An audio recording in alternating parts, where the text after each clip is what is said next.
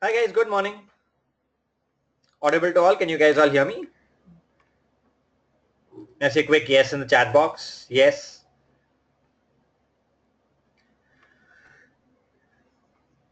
Okay, everyone else? Yeah.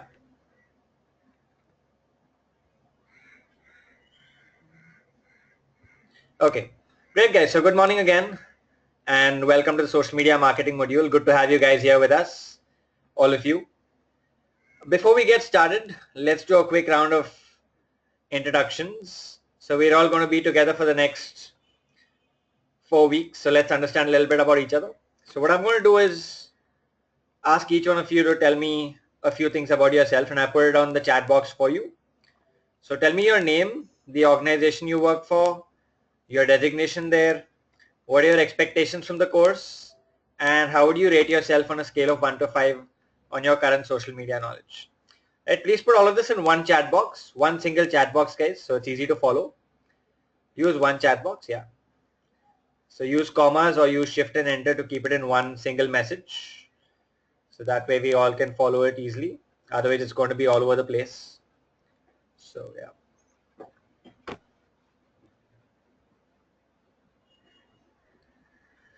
After you guys are done, I'll tell you about myself as well. So let's start with you guys first.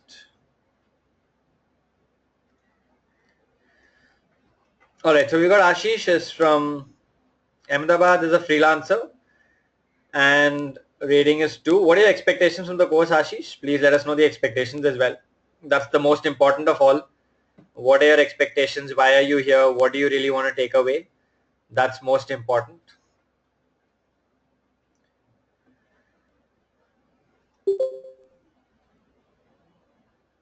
Okay, Ashish says looking to understand and promote products and uh, get work via clients. Okay, all right. Sounds good. So when you say freelancer, what exactly do you do? If you want to elaborate a bit on that as well. What do you freelance in? Those of you who just come in, we're doing introductions. So those are the 5 things you need to tell us about yourself. Your name, the organization you work for, designation, expectation of the course, and your rating. Okay. All right. So we've got a few more. Raksha is a freelancer and a consultant with 70 EMG Mumbai. Rating is 5 and wants to know more about digital marketing. All right. Perfect, Raksha. Welcome to the course as well. Good having you here. We've got Sunny who works with Raj Enterprise as a managing partner and wants to market his products on the social platform. Rating is 3. Great, Sunny. Good having you here as well. Welcome to the course. Hopefully you should be able to market your products much better after we are done with all the modules. Ashish says right now he's a developer but wants to reach out to clients via digital. Okay, great Ashish. Good. That's really great. So 6 years of experience. Good Ashish. Welcome to the course as well. Good having you here. We got Rohit who is from Suntech Web Services, is a senior product manager. Wants to get better equipped with digital tools and strategize effectively for better product launch and promotion. Okay, I think that's a very clear objective. That's good. And rating is 3. Great, Rohit. So welcome to the course as well. Good having you here, and hopefully at the end of it, you should be able to strategize and market more effectively than where you are currently. We got Ajay. Ajay is assistant manager with Tire Tele Services. Rating is 3 and also wants to market products using social. All right, great Ajay. So welcome to the course as well. We've got Lata who is a senior account manager with Joy Multimedia LLC. Wants to manage creative and marketing. Oh, she already manages creative and marketing departments in advertising, promotes in-flight publications in media sales, etc. Advertising being her passion. Okay. She's had the best of her time in traditional and now wants to get into digital. Okay, great, Lata. Good having someone with a lot of traditional experience here. Always good to share experiences across channels and platforms. So that's good. Good that you are moving with the times and moving from traditional to digital and understanding digital as well, which is really important today. So good, Lata. Good having you here and welcome to the course as well. Look forward to interesting next few weeks. Navneet says She is a social media manager with DPI Infotech. Okay. She wants to get the full knowledge of Facebook, Twitter, LinkedIn, Pinterest, Instagram. Each part rating is 2. Okay, great. So we also got a social media manager amongst us, and that's really good. Thanks for sharing that, Navneet, and welcome to the course as well. We've got next is Kaushab, runs a fine silver gifts brand called Chrysalis. He has an existing e-commerce website as well as an offline presence to retailers in India, but is looking forward to take Chrysalis to the next level using SMM and all other digital marketing strategies and make it India's premier silver gifts brand. Great, Kaushab. That again is a very, very clear objective. So good. Hopefully at the end of the entire course and all the modules, you should be able to spearhead your e-commerce brand Chrysalis to take it pan-India and make it a well-known brand across the country and probably globally as well. Shivani is an MBA graduate from Symbiosis with about 9 years of experience in advertising and marketing. Okay. Currently on a sabbatical and is doing this course to upgrade herself, planning to restart again after a break. Also, Google certified and currently placed in Chennai. Great, Shivani. So thanks for dropping that in the chat box. So good to have someone with a lot of marketing experience here as well. So you can always share experiences across. And welcome to the course. Viplav is working with Carnival Cinemas as senior manager sales and wants to enhance knowledge and use digital marketing to elevate career. Rating is 2. Great, Viplav. Welcome to the course as well. Great having you here. All right, and we've got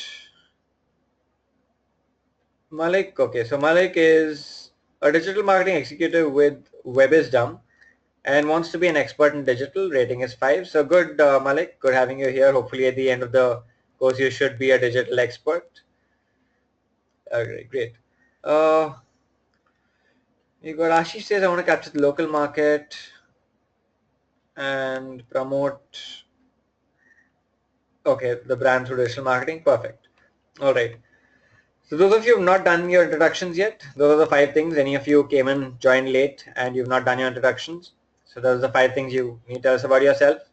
So while you guys do that, let me give you a quick brief introduction about me and what I do, who I am, since I'm sure a lot of you would want to know that. So my name is Rohit Uttamchandani. I am a digital strategist. I work with one of South India's leading digital agencies called Social Beat. We're based out of Chennai, headquartered in Chennai. And I've worked with multiple brands across the years, helped them craft their digital strategies, scale their online presence. I've managed crores of rupees in advertising spends on social media platforms alone. I have a strong passion to train to speak. I do a lot of speaking at conferences and events across the globe. And since I have a strong passion to share whatever little I know with people around me, I love to train, and that's why I'm here with you guys. So that's a little bit about myself. I'm sure you'll understand more about me as we keep interacting over the next few weeks. So let's get started then. Before we get into the actual social media marketing bit, let me take you through class guidelines. And before we go there, how many of you this is your first session with Digital Vidya? How many of you this is your first session with Digital Vidya? Anyone? Okay, by the way, I think we missed one introduction. So Ankit is an associate for social media marketing at Every Media Technologies and wants to be an all-rounder in digital. All right, great. So great, Ankit. Welcome to the course as well. Good having you here. So Ashish says first, some of you say first, okay, some of you had a first one yesterday and some of you are having your first one today. What about the rest of you? Anyone else who this is the first? Okay, so all of you, the rest of you have done some sessions before as well. Okay, for Shivani it's the last. All right. Okay, so for those of you who are new to Digital Vidya, I'm going to take you through the guidelines. For those of you who have attended sessions, you know what the guidelines are roughly. So bear with me for the next few minutes. I might seem like headmaster in the class, but I have to take you through this. So let me do that. Before that, we have one more introduction. So Hitesh works with Cintel as a manager marketing, and wants to be able to better engage or engage better with customers. Rating is 3. So great, Hitesh. That's excellent. Look forward to the next few weeks and welcome to the course as well. All right. So let me take you through these guidelines and then we can go further. So the first thing is, as we move along, I'm sure a lot of you will have questions to ask. A lot of you might be learning a lot of new things. So wherever possible, when you have questions, try and note them down either on Notepad or on a Word doc. And we have a specific Q&A section at the end of the session, and you can ask it there. If you feel that there's something that is very, very relevant to what's being discussed at that point, then you can ask me then and there. If you think that this can probably wait till the end, then please keep it for the end. That does not disrupt the flow of the session. That keeps it smooth for everyone. So for the benefit of everyone, if you have any questions and if you think it can wait for the end, please keep it till the end. If it's something pertaining to that point where you want me to repeat something, you want something clarified, then please feel free to drop it in the chat box there and there. Okay, next is, we've all seen that all of us come from diverse backgrounds. We just went through a whole round of introductions. We all introduced ourselves, and we've seen that some of us are completely new to marketing. Some of us have like 10 years of marketing experience. Some of us are already social media marketers. Some of us are already in digital marketing. Some of us are completely fresh. So we're all coming from varied backgrounds. Given that, as the session progresses, as the course progresses, some of you might find that the sessions are little slow at sometimes. For those of you who are already experts, some of you who are brand new might find it a little fast, but don't worry. I assure you that by the end of every session, all of you will be on the same page and all your questions will be answered, all your doubts will be cleared. So you can rest assured. I do not close sessions until all questions and doubts are answered. So don't worry about that. If that means I have to sit here till 4 in the evening, I will. So don't worry about questions not being answered. In the Q&A at the end, all questions and all doubts will be cleared. Okay. This is most important, especially for those of you who are new. If at any point you have technical issues, let's say you're not able to hear, you're not able to see the screen, first thing you do is log out and log in. Always log out and log in. You'll find that this sorts the issue most of the times. If it does not, then that's your helpline number. Please note it down and please call that number if you have any issues. So that's 8081 033 033. I put it in the chat box for you as well. Save that number, and if you have any technical issues which does not get solved by logging out and logging in, then please call them up. Right? Okay. Next, yes, we do have assignments at the end of every session, which you're required to submit within the next few days. So these assignments have been made and crafted to ensure that you guys get the best out of the course. So please ensure you do them. When you do them, you have questions. You might learn a lot more. You will learn a lot more. You will have questions as you do them. When you ask those questions, you learn even more. So ensure that you do them. Ensure you take the time out to do them. They've all been designed for your best benefits and to get the results out of the course that you're doing. If you have any queries in the middle of the week, let's say you're doing an assignment and you suddenly have a question, or you're going through something and you suddenly have a question, or something just strikes you, you can use the LMS. I'm sure all of you have access to the LMS. Drop your question there and your coordinator will ensure it's answered. If you want, you can also note it down and you can ask it to me in the next session's Q&A. So I said we have a Q&A in every session. You can always note them down, either use the LMS or you can ask it during the Q&A section of the session. Right? I'll leave that to you. Okay. Next is, we have a short feedback form at the end of every session. So please do ensure you fill that up. That helps us learn and improve as well and know what or how the session went for you. So that's a quick 10-15 second feedback. Please ensure you fill that up. All right. Okay. So, okay, LMS is the learning management system, Ashish. So if this is your first session and you've just joined, for those of you who are not sure, LMS is the learning management system. It's where you log into the Digital Vidya site where you have all your course material, your presentations, right? That's called the LMS. Right there, you also have a forum where you can drop your questions. If you have any questions on that, you can also ask your coordinator and they will help you out. Right? Okay. All right. So this is to give you an idea of what is going to be covered over the next 4 weeks. Apart from these 4 weeks, you'll also have an additional session which you'll be notified about, which will cover Pinterest, Instagram, and Snapchat, which are the newer channels. Right? So Pinterest, Instagram, and Snapchat, you'll have another session which you'll be notified for after these 4 weeks. In these 4 weeks starting today, So today we'll be talking about everything to do with organic marketing on Facebook. Right? How do you use Facebook pages to drive brand awareness, brand visibility, top of mind recall, engage with your audiences?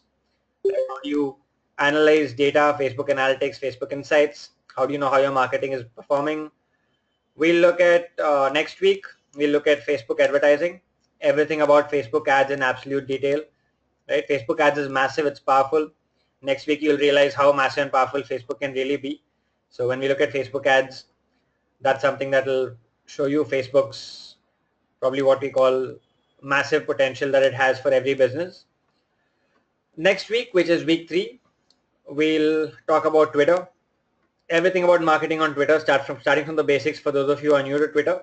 We'll move on to advanced concepts and strategies on how do you use it to drive engagement, how do you use it for brand awareness, how do you use it for lead generation, how do you use it for listening and monitoring, Twitter ads, Twitter analytics, Twitter tools, everything about Twitter is what we'll cover then. And the week 4, we'll talk about LinkedIn marketing, everything about marketing on LinkedIn. We'll talk about social media response management, which is social CRM. We'll then talk about social media marketing tools, all the tools that you can use to make your social media marketing efforts much more effective and get the best results with minimal effort. And then we'll close that with a 10-step framework to crafting a successful social media strategy. Right, so that's what you have in store, like I said, for the next 4 weeks. After that, you'll have an additional session, which will cover Pinterest, Instagram, and Snapchat. Right? Okay. So with this, we'll move on to what we're actually here for. We'll start talking about social media marketing, get into social media marketing itself. What I'm going to do now is I'm going to turn off this webcam so that we have a smooth flow and we don't have any interruptions due to bandwidth issues, and I will turn it back on during the Q&A at the end of the session. That way the session is smooth and we don't have any bandwidth difficulties that disrupt the session. And as I always joke, it's not that I look like Ranbir Kapoor or Tom Cruise that you want to look at me for the next 4 hours anyway. So I'll spare you that and keep it off for the next few hours and turn it back on again later. All right. Okay. Viplav says no sound after relogin, in which case you'll have to call support. So I'm just going to tell Viplav to call support. All right. Great. So let's get started then with this question. Also, all the sessions are going to be interactive. If I'm going to keep speaking, you guys will probably get bored. So it's going to be interactive. All of you guys can use the chat box to interact. In the Q&A session, towards the end, you can also use your mics and unmute yourself and speak. Till then, please use the chat box to interact, to ask questions or share whatever you have to. So first question for you guys, why should we as marketers care about social media? Why is social media so important, and why are we even doing this course? Why are we doing this course? Networking, what else? To reach customers, says Hitesh. Attract the audience and build your brand. Okay. More interaction, quick reach. All right. Brand awareness and e-commerce. Okay, says Kausab. There's an audience present to whom we can reach out. Good point, Abhiram. Business development through networking. Okay, says Lata. Ashish says most people are available on social media. Yes, good point again. Have better relations with customers, says Ankit. Raksha says because all of us spend so much time on it, this is the best way to communicate. Again, good point, Raksha. Brand visibility, says Paul. Bigger reach, says Sunny. Image building. Less marketing cost and more reach. Okay. People are today more on social media than general desktop scenario. Yeah, okay. Yes. Damage control after disaster. Yes, again. We as a customer are more active on social media, so it's essential to make a brand strong there. Yes, again, good point. CSR activities promoted to nurture corporate image. All right. To reach a larger number of people in a small time, says Avinash. Most engaging and aware audience, says Vishal, and Hitesh says targeted. And Shivani says better defined audience aggregation. Yes, okay. Cross boundaries, brand recognition. Perfect. So most of you given the answers. Let's summarize. So the first thing is, like most of you said, there's a massive audience on social media, right? Social media has a massive audience. As marketers, we need to be where our audience is, right? So our audience is here. You need to be where the fish are, and you need to fish where the fish are. The audience is here, and if you want to reach out to them and engage them, you have to be there as well. You have to set up a presence, be active. So these are the numbers for the most common social platforms that you have today. So you've got Facebook there, which is right on top with 1.8 billion monthly active users. That's a massive number. The next platform is Instagram, which is also owned by Facebook, by the way, which is 600 million monthly active users. Then you've got Twitter and Snapchat at 300 million each, Pinterest at 150, and LinkedIn at about 100, right? These are global numbers, and what you can see here is that Facebook is 3 times the size of the next biggest platform, which is Instagram. And that also is owned by Facebook. Right? If you look at the non-owned Facebook platform, Facebook is like 6 times the size of the next platform which is not owned by it, which is Twitter. Right? So for those of you who were wondering when we were going through the outline for the next few weeks, that why are we spending 2 full weeks on Facebook? Your answer is in this slide, because Facebook is absolutely massive. It has the largest audience by a massive margin. It also has a large amount of audience data, which you will particularly see next week when we discuss Facebook ads. Owing to this, Facebook is the most powerful social media platform today from the perspective of driving business results, which is why we're going to be spending 2 full weeks on Facebook and then move on to the rest, right? So that's one, that there's a massive audience on social media. Next, as a lot of you said, this audience also spends a large amount of their time there. So it's not only that they are there, they are also spending a good amount of their time there. So your audience is there and spending their time there. As marketers, we need to be, like I said, where our audience is and where they're spending our time, which is why social media is a great channel for marketers to use to drive awareness, visibility, and grow their customer base as well. Apart from this, there's also all the other advantages that apply to digital media apply to social as well. The fact that you can track your results, you can measure, you have analytics, right? You can track and find what are the kind of results you're getting for the amount of time, money, and resources that you're investing in it, right? So with that introduction, let's move on to another question that I have for you guys, which is, how do you choose the right social channels for your business presence? So we just saw let's say there are 6 channels that you see here. How do you know which channels you should be active on as a business? Should you be active on all? Should you go say, okay, I want to be active on every platform? Or should you only choose some? And if you only choose some, then which one should you choose to be active on? So what I'm going to leave that to you guys. So should you be on all, or should you be on only some? And if you have to be on only a few, how would you choose which platforms you want to be on? Okay, so let's see what you guys have. Depends on target audience. Yes, that's a very good point, Kavya. What else is it? Okay, Viplav says Facebook. Okay, but on what basis would you choose that? Based on your business, says Paul. Okay. Raksha says choose some depending on what you're selling. Right. Depending on what you're selling, depending on your audience. Good point, Raksha. Depends on the business, says Kaushab. Depends on your product or service, says Lata. Ashi says LinkedIn. Few depends on demography. Good point, Hitesh. Yes.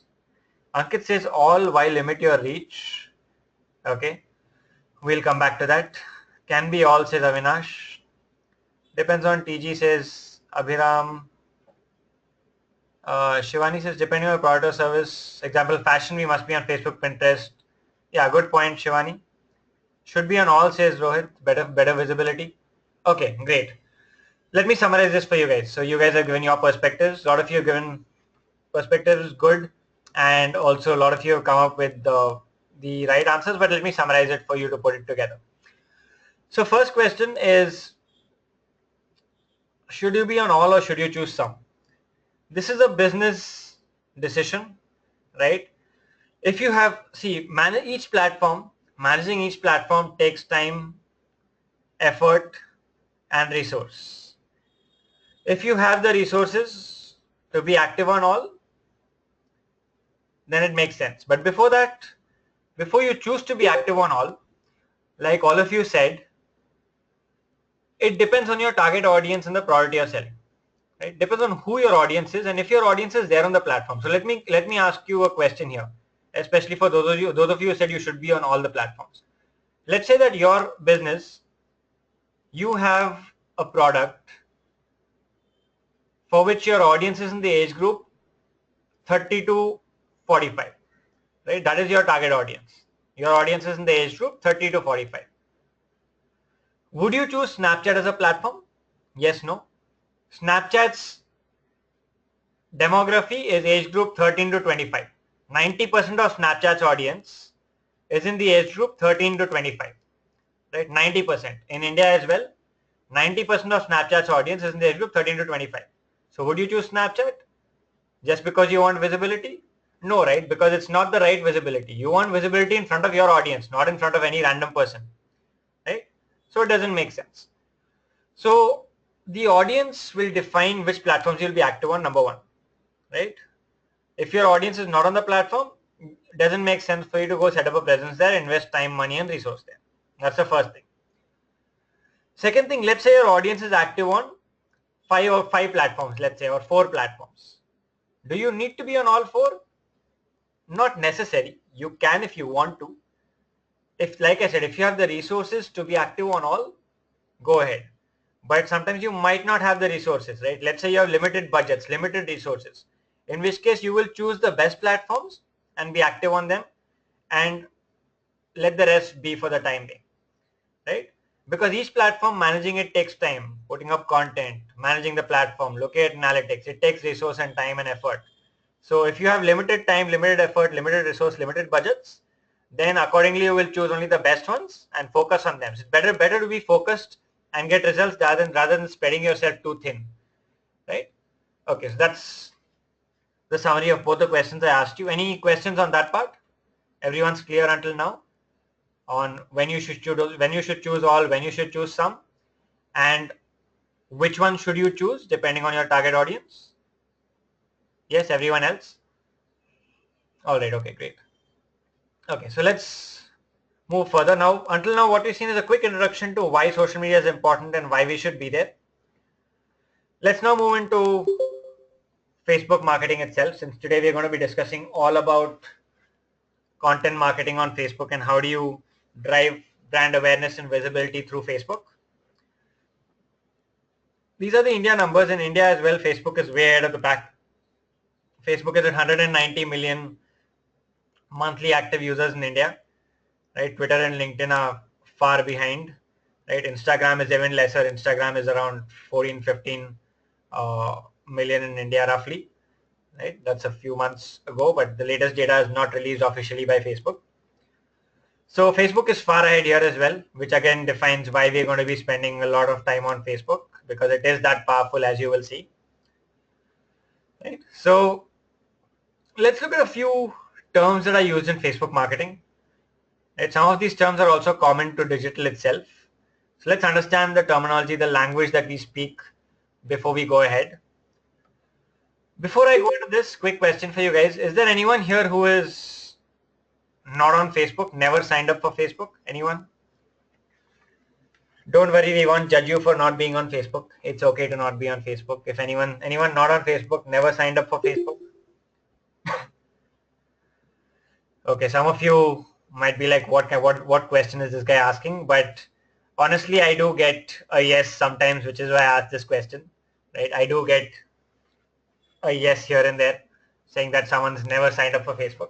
Okay, great. So all of you are on Facebook. So good. Let's go ahead and look at some of the terms.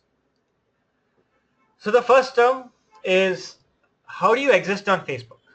Right, on Facebook, you can exist as 3 separate entities. There are three different entities that you can exist on Facebook as. You have a profile, a page, and a group. So profile, I'm sure we all know what a Facebook profile is. We all have Facebook profiles. So I'm not going to go into that. You all have your own profiles on Facebook. So we all know what it is. Next is a page. So a page is a business page on Facebook. It's a business presence. The key difference between a profile and a page is that a profile you can add as a friend. It's a user. A page you cannot add as a friend. You will not have an add friend button. You will only have a like button where you can like a page. You can't add a page as a friend. Right? So if you have a like button alone, that's a page. If you have an add friend button, that's a profile. Okay, so we'll look at pages in a lot more detail. We'll look at a live demo as well later today. A group is basically a forum or a community on Facebook. Right? I'm sure everyone here is part of at least one Facebook group. Yes, no?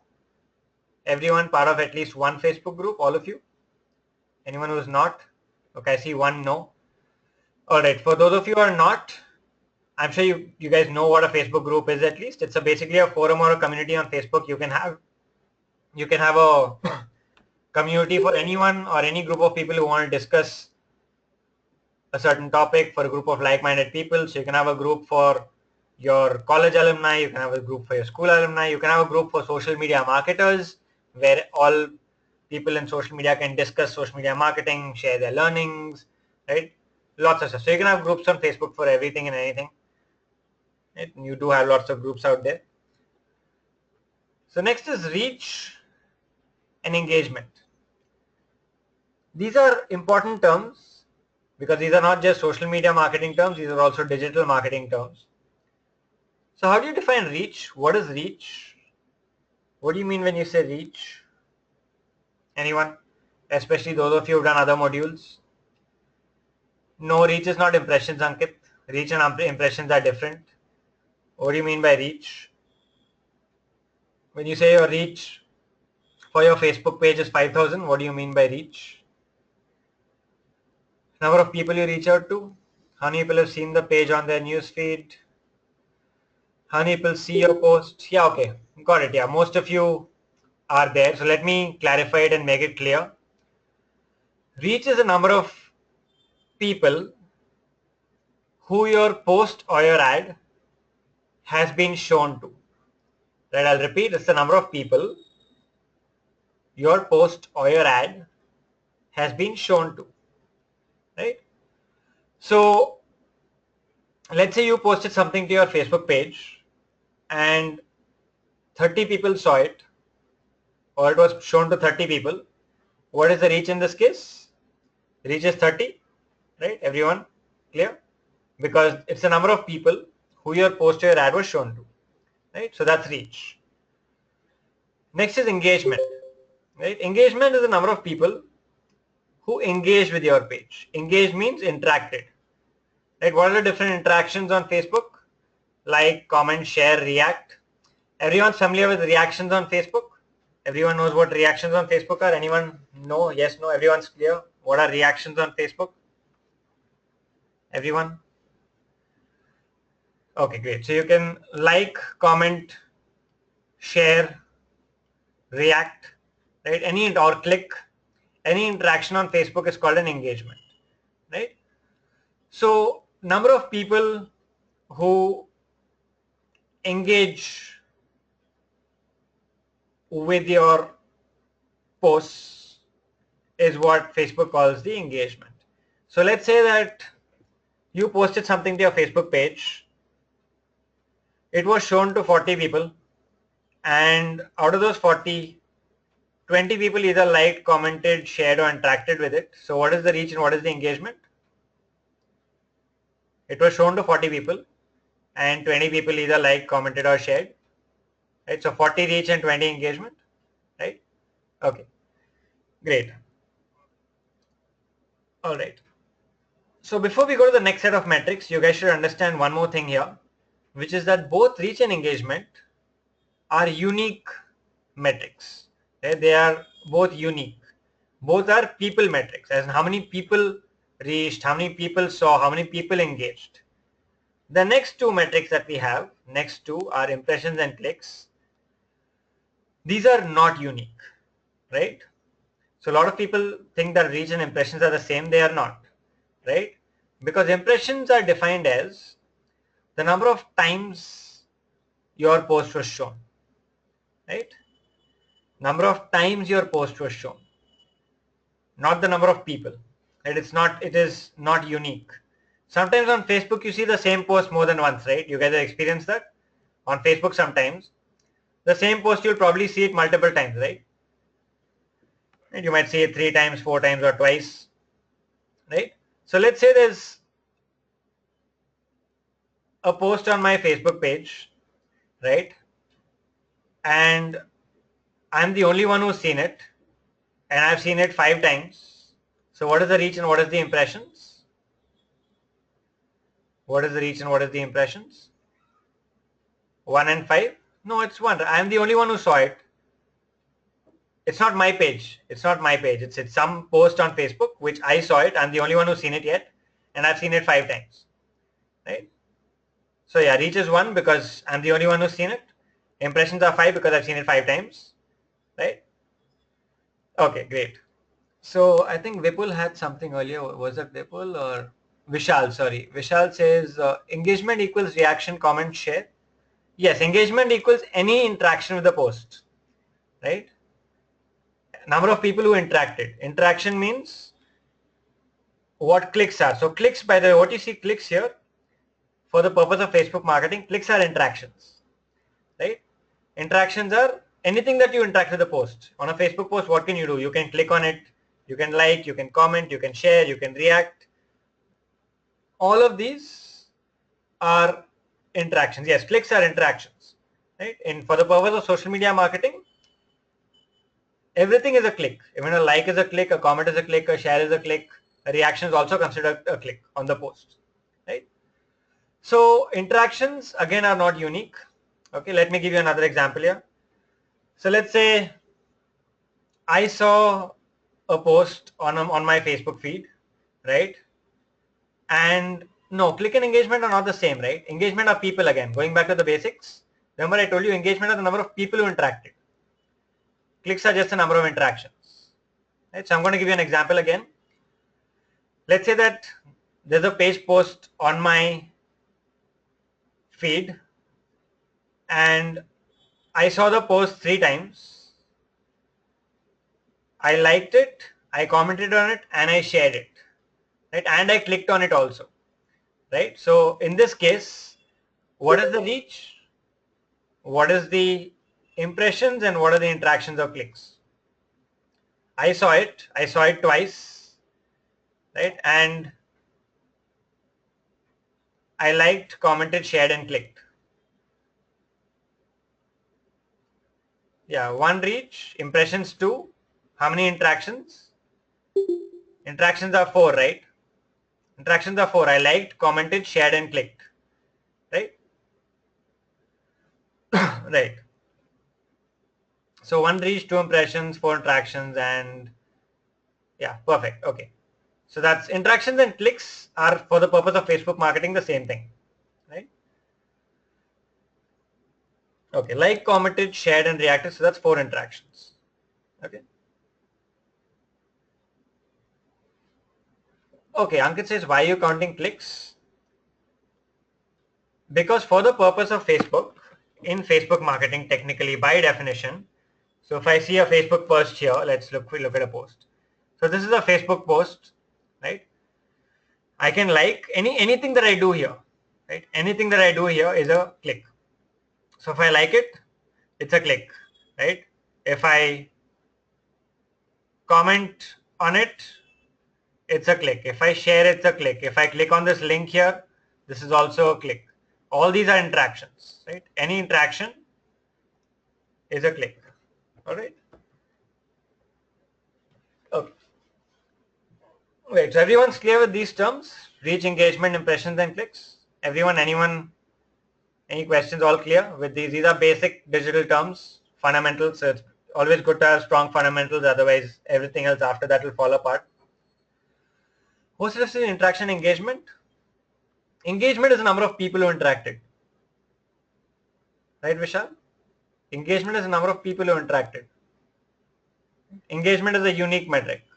Interactions are not unique. So if I interacted, I liked, commented, shared, so that's one engagement because I'm the only person who interacted. Right? Okay, Malik says we should take post clicks to calculate engagement rate because click is how many people click on the post and see the post carefully. It's actually called visibility. Yes, that's good, Malik. That's important. Like we said, any click on the post implies that they interacted with it. So that obviously counts. Okay. So when we do analytics of Facebook page, all the interactions will be recorded as clicks. Yes, yes, that's correct. That's right. Yes, yes. Okay. All right. Okay. So next is organic and paid. Organic is any marketing that is free. When I say free, it means you do not pay the platform for it. So for example, creating a page on Facebook is free. Right? Posting something to your Facebook page is free. Facebook does not charge you for creating a page. Facebook does not charge you for posting to your page. Right? So whatever is free, any marketing that is free, which does not cost any money to be paid to the platform, it is organic. Paid is any kind of marketing where you are paying the platform. Right? So any advertising, when you say ads, by default ads are paid. Right? An ad is paid because you're paying the platform to run an ad, right? To promote something, a promoted post, a sponsored post. These are all terms that we use in the industry. Promoted, sponsored, paid, ads, all of this is paid marketing. Right? Boosting the page and post are paid. Yes, good point, Malik. Yes. Right? All right. So that's organic and paid. And the last one is conversions. So what is a conversion? Anyone? Those of you who've done other modules, what is the conversion? Lead conversion. What else? What is it? What do you mean by lead conversion? What do you mean by conversion? This again is a digital marketing term. Right? This is a digital marketing term, not just social media, not just Facebook. This applies to the entire digital space itself. Right? Okay, by, all right. How many engagements lead to an interaction? Not really. End sale, kind of, yes. Lata, call to action, no. People have responded for sales, yes, kind of. Somebody who liked the post went ahead and liked the page, okay, again, kind of. Reaching the action page, those who have downloaded, any user converts as a customer, any lead is converted, target achieved, customer implementing the end action defined. That's, I think, the best definition we've got. Abhiram's got the closest to the right answer. So good one, Abhiram. That's almost the right answer. Desired action by recipient, again, Rohit as well. Yes. Okay, so let me define this for you guys. Most of you got it right. Abhiram and Rohit were the closest. So a conversion is basically, by definition, the desired action that you want your user to perform, right? You will define your conversion based on your business, and you can define it any way you want, right? So conversion could be, like Abhiram said, it could be filling a form, filling an inquiry form. It could be calling you up, making a phone call to your business. It could be signing up for an email newsletter, right? It could be signing up as a lead, right? It could be, in case of e-commerce, completing a sale, right? In e-commerce sites. If your objective is pure branding, it could also be like one of you said, someone liking your page or someone subscribing to your, let's say, YouTube video channel, for example, right? Any action that you want them to perform. So for your business, let's say for my business, my goal is to get people to come to my e-commerce site and buy. Then for me, that purchase is a conversion. If for my business, my goal is to get people to come to my website and fill up a form, for me, that's a conversion. If for my business, my goal is to get people to come and sign up for my newsletter, let's say I'm running a blog and I want them to sign up for my newsletter, that's a conversion, right? So anything that you want them to do, which you define based on your business, based on your targets and your objectives, is a conversion. So clear guys with this part? Yes, what's a conversion? Everyone, those of you who still find it a little hazy, don't worry, when we do Facebook ads next week, you'll understand it better. Those of you who still think, okay, I'm not very clear, hang on. You'll get it clear next week when we discuss Facebook ads. Nidhi says that means converting our visitors into customers. Yes, that's right. Yes. Not just customers, but also leads, inquiries, right? All of that. Okay. Malik says, what are impressions? Impressions are the number of times a post was shown. Number of times, right? A post was shown. So if a post is shown 5 times, it is 5 impressions. Post is shown 10 times, it is 10 impressions. Clear? All right. Okay. By the way, all this data, this reach, engagement, impressions, clicks, all of this, you will get from your Facebook Insights. And I'll take you through Facebook Insights shortly. All right.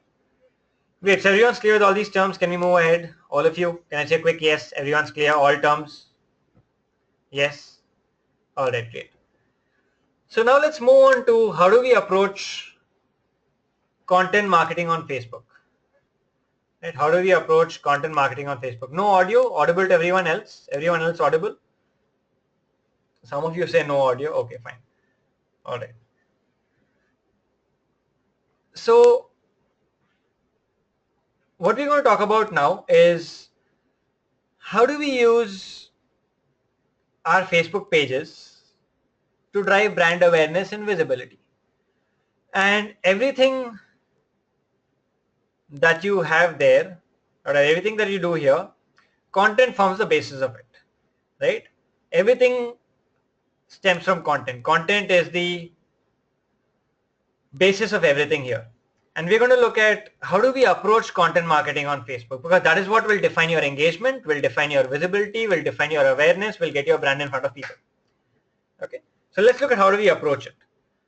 Again, here we'll build from the basic fundamentals, because as I said, it's like the foundation of a building. If the foundation is not strong, you can't build anything on it. So let's strengthen the foundation here.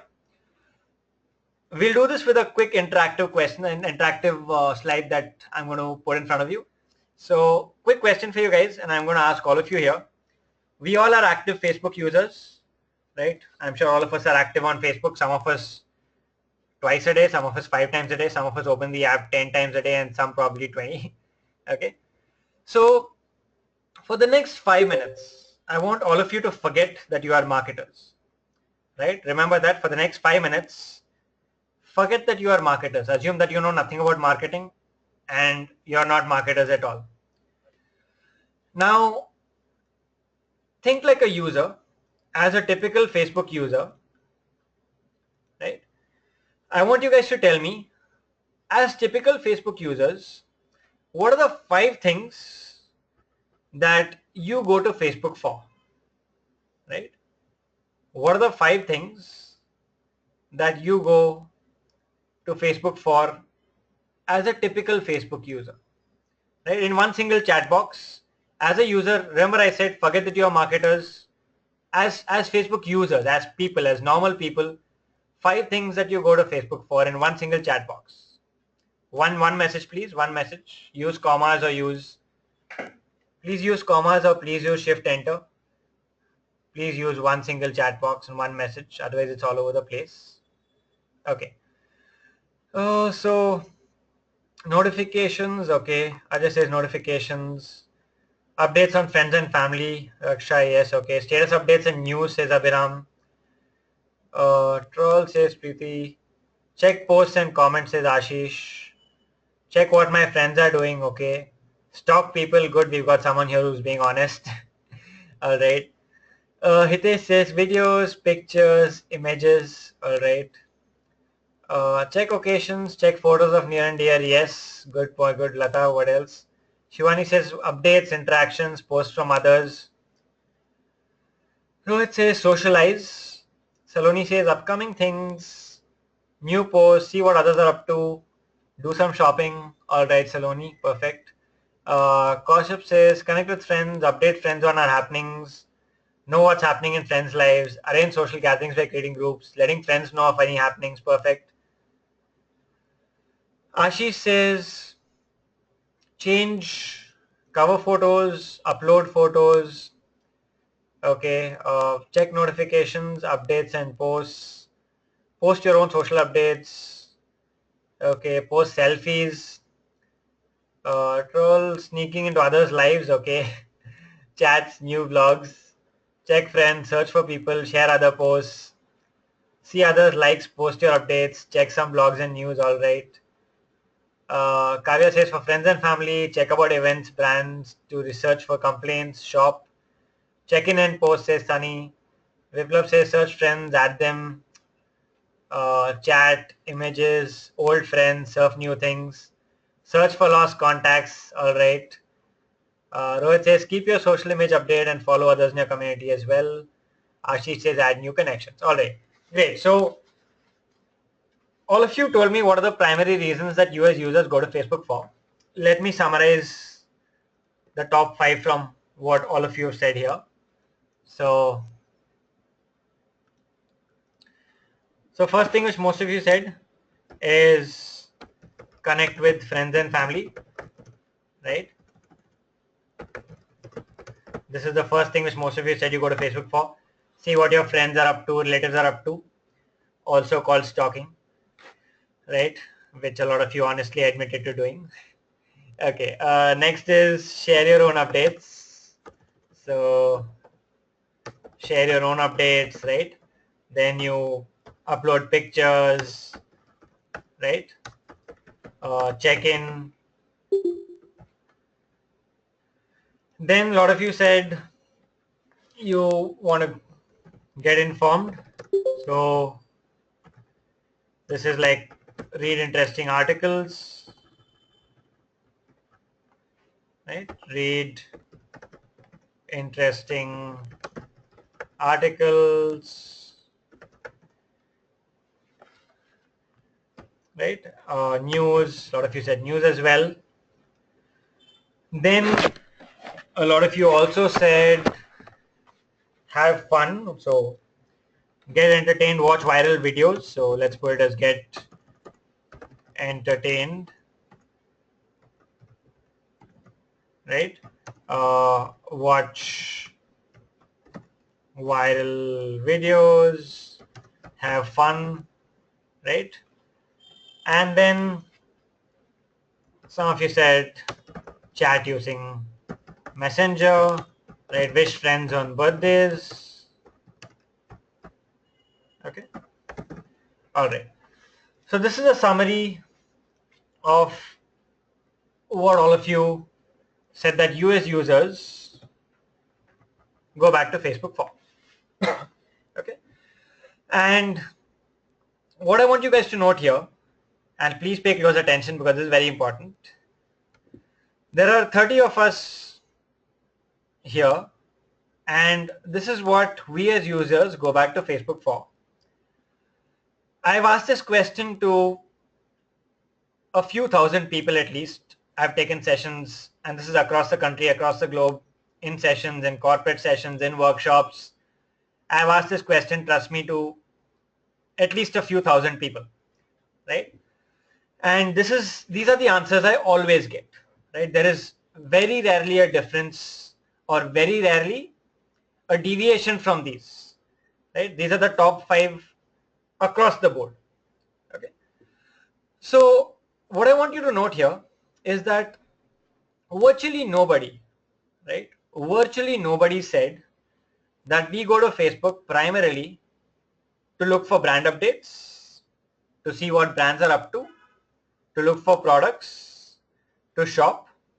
Of course, we do that as a process. It happens in the flow. We go to Facebook primarily for these things. In the process, we see brand updates. In the process, we find products. In the process, we shop. But if Facebook was only brand updates and only shopping products, would you still want to go back? Would you still find value there to go back? Obviously not, right? You go back because of this, because you want to see what your friends are up to. You want to share stuff, right? You want news. You want to have fun, right? You want to get a break from work, you want to watch some interesting videos, you want to see what's out there, right? You want to feel connected, you want to be social. That's why you go there. You do not go there primarily for brand updates. You do not go there primarily to shop. It happens, like I said, as part of the flow. So what we learn from here, and this is true for every social platform, any social media platform that you market on, this is the first thing that you would do. Analyze who is the audience there, why does the audience go there in the first place, understand the reasons, understand why, and then through your content and through your marketing, feed that why, right? As marketers on Facebook, when you understand why audience comes there, why do people keep coming back, when you feed that why is when your content works, right? Which is why you'll see most of the content that works and gets shared on Facebook is content that feeds at least one of these, right? Content that is informative, right? Where people get informed, right? They share stuff, news, articles, right? Content that is inspiring, right? Which is motivating, right? Content that is entertaining, which is fun, all those viral videos that you watch, content that connects to you, that you relate to, that's what works, right? So the key takeaway from this slide is when you're marketing on Facebook, especially on your Facebook pages, think like marketers, don't think like users. Think like users, don't think like marketers. Be social, right? Always ensure that you add value to your users.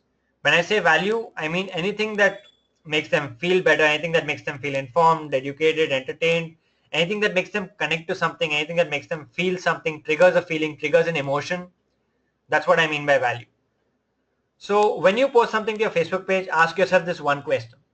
Right? This is the filter that I personally use, and the filter is this. Ask yourself, if I was my target audience, if I was my end user, and if I saw this post on my Facebook feed, would I share it? Would I engage with it? If the answer is yes, then the post goes on the page.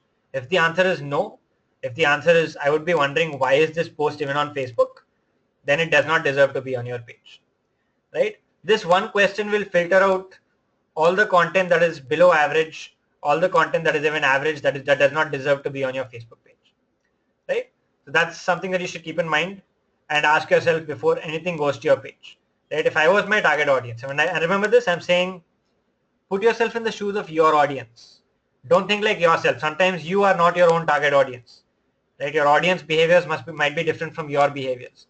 So think like your audience and then ask yourself, if I was my audience, would I share this post on Facebook? If you'd say no, I would not share this or I would not engage with this, then it does not deserve to be on your page, right?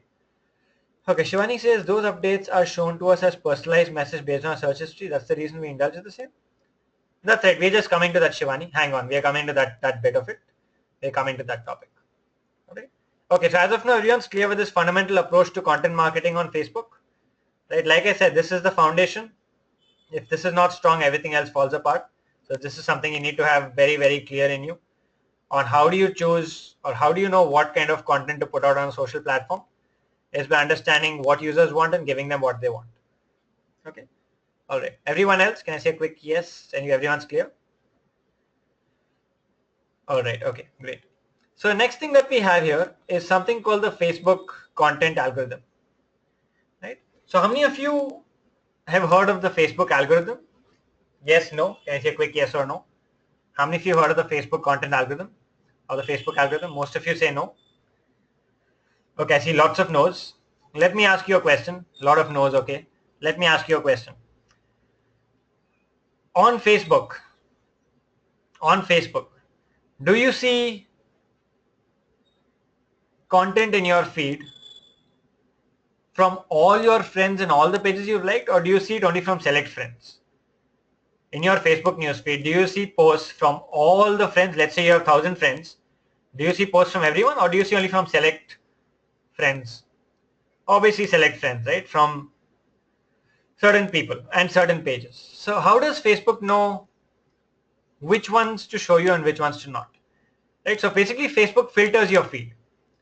Facebook filters your feed to show you only some content and does not show you everything. Right? So this filter is driven by the Facebook algorithm. So Facebook has an algorithm that chooses what to show you and what not to show you, right? On multiple parameters, right? Multiple parameters. We'll come to that. But before that, why does Facebook filter anything? Why should Facebook filter? Why does it not just show you anything and everything? You have so many friends, right? It should show you updates from all friends. Why should it filter? Why should it show you only select ones? It needs to be relevant to you. Yes, good point. Avoid spam. Limited time, says Preeti. Yeah. Offensive content, not really, no. So it's interesting and keeps us engaged. Yes, Raksha. Good point. Right. Personalized. Perfect. Yeah, I think all of you are on the right track. So let me put a question this way. Before that, let me give you a statistic. So Facebook says that based on the number of pages we've liked and the number of friends we have, right? Let's say on an average, every user, let's say you've got 500 of friends or 1,000 friends and you've liked about a few hundred pages. So on an average, every Facebook user, if the feed is not filtered, can see potentially 1,500 to 2,000 updates in a day. If Facebook does not filter your feed and shows you updates from all friends that you are or that you're connected to, all pages you've liked, you'll probably see 2,000 updates in your newsfeed every day. Now you tell me, if you see 2,000 updates in your feed, it's probably going to get overwhelming, right? Will you be able to consume so much content? 2,000 updates every day, right? It's going to be very overwhelming, right? And what would you do in such a case? You'd probably be like, Facebook is boring.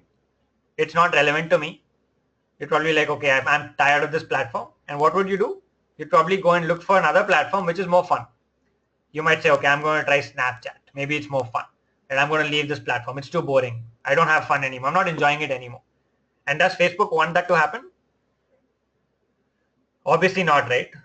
Obviously not. Facebook doesn't want that to happen because Facebook makes its money. Facebook makes its billions of dollars because of the audience that it has. It has 1.8 billion monthly active users. That audience is its money, right? Because it makes money from the data, from the usage of the platform, right? So Facebook will do anything to ensure that users don't leave. Facebook will do anything to ensure that users get the best experience on the platform. Facebook will do anything to ensure that users get a customized experience. Users have the best experience and users keep coming back multiple times a day, right? Preeti says Twitter gets every update. That's a good question, Preeti. Let's discuss this when we discuss Twitter. So week after next when we discuss Twitter, we'll discuss this aspect. It's a good question, but we'll discuss this when we talk about Twitter. So everyone's on the same page. Okay. So now that we know that Facebook has a filter and Facebook has an algorithm that defines what we see in our Facebook feeds, and we've also understood why Facebook has a filter, why it is so important for Facebook to have a filter. Let's look at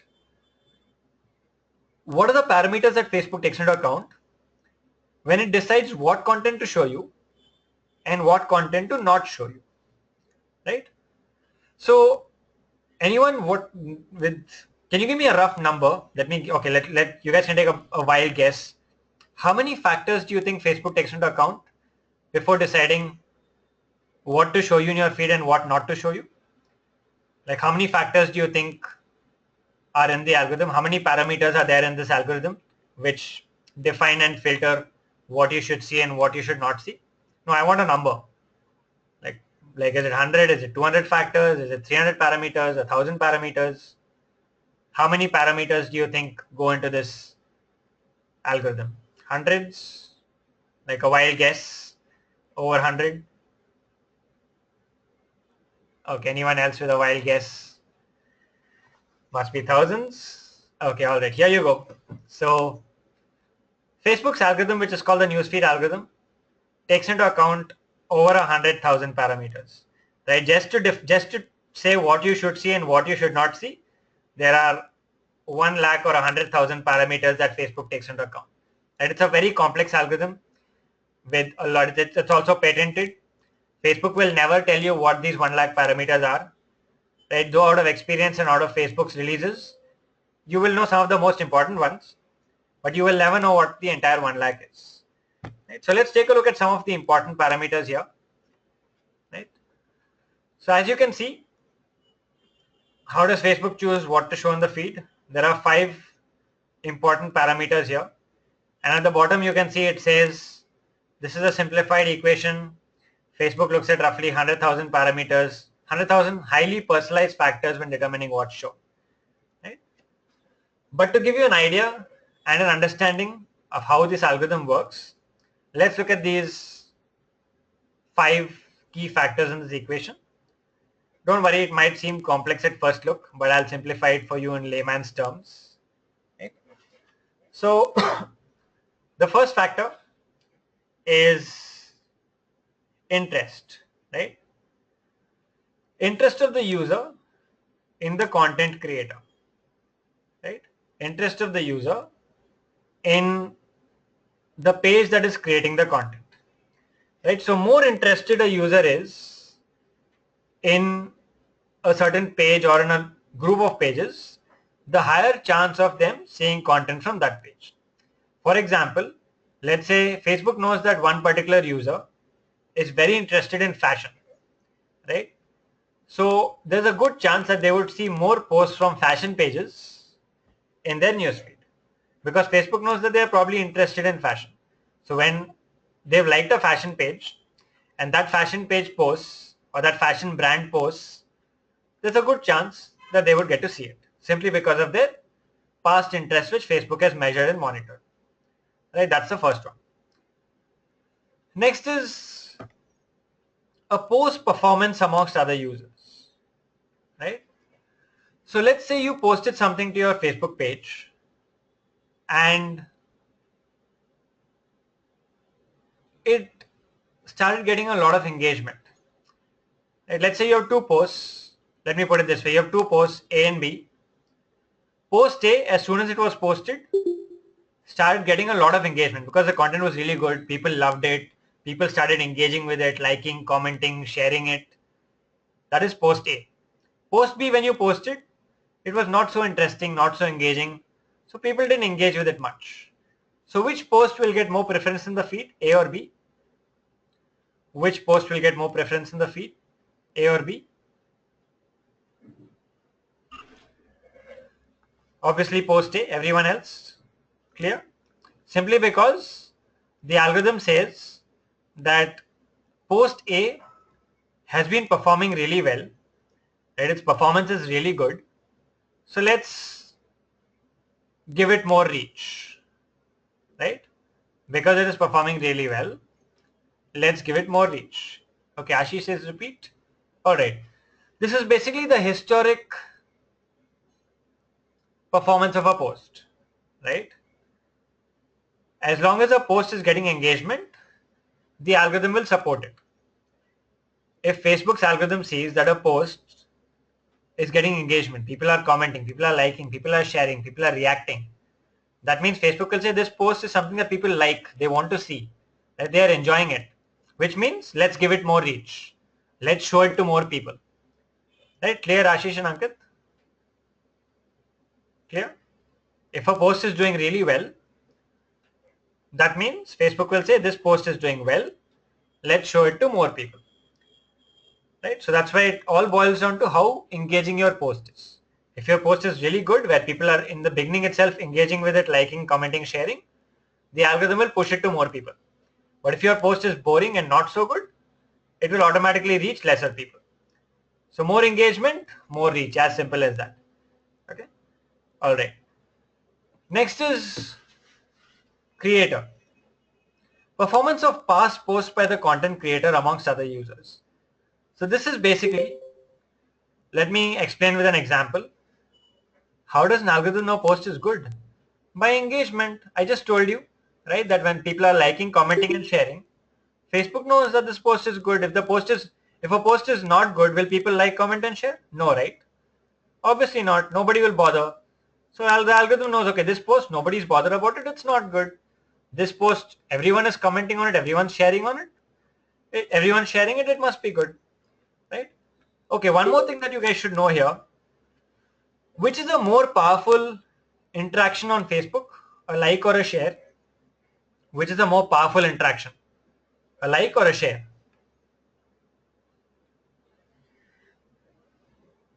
obviously share, right? Some of you said like, but it's obviously share, right? It is more scarce. How many? You probably like 30 to 50 posts a day, but do you share 50 posts? You probably share one or two or probably none, right? Because it is scarce, because the share is scarce, it is limited supply, it is more value. Right? Something that people don't do often is obviously more valuable than something that people do often. Like is simple, everyone likes. But share is a scare, is more scarce, which is why it is more valuable. It is more powerful interaction. So let's say there are two brands A and B. Whenever brand A posts, people like the post. But whenever brand B posts, people share the posts. Which brand is going to get more preference in the feed? Obviously brand B, because it's a more powerful interaction. Right? So Facebook is monitoring all these engagements and interactions. And any brand that gets more interactions and more powerful interactions automatically gets more visibility, which is what we want as marketers, right? In marketers, we want visibility. We want brand visibility. We want brand awareness. And if we want more brand awareness, we have to keep track of all these parameters to ensure that they're in place. Okay. So coming back to the creator part, performance of past posts by the content creator. So this is what I just told you, that when there are two brands A and B, whichever brand has better past performance will have better future performance, right? Whichever brand has had better past performance where all the posts were getting shared, all the posts were highly engaging, they are likely to have a better future performance as well, right? Clear with that part, with the creator part? Salini says, but if post reach is good but no comment and share, then your future posts will automatically start dropping, because people will say, okay, it is not only about comment and share, guys, it can also be clicks. Maybe the post reached because people clicked on it. They did not comment, share or like, but maybe they clicked, right? Maybe it was a link. They clicked the link and went to the page. That's also an interaction. That is also being monitored by Facebook. Even a click is counted. There may be no likes, comments and shares, but a click is still an interaction, right? So as long as people are interacting with it, it's fine. Okay.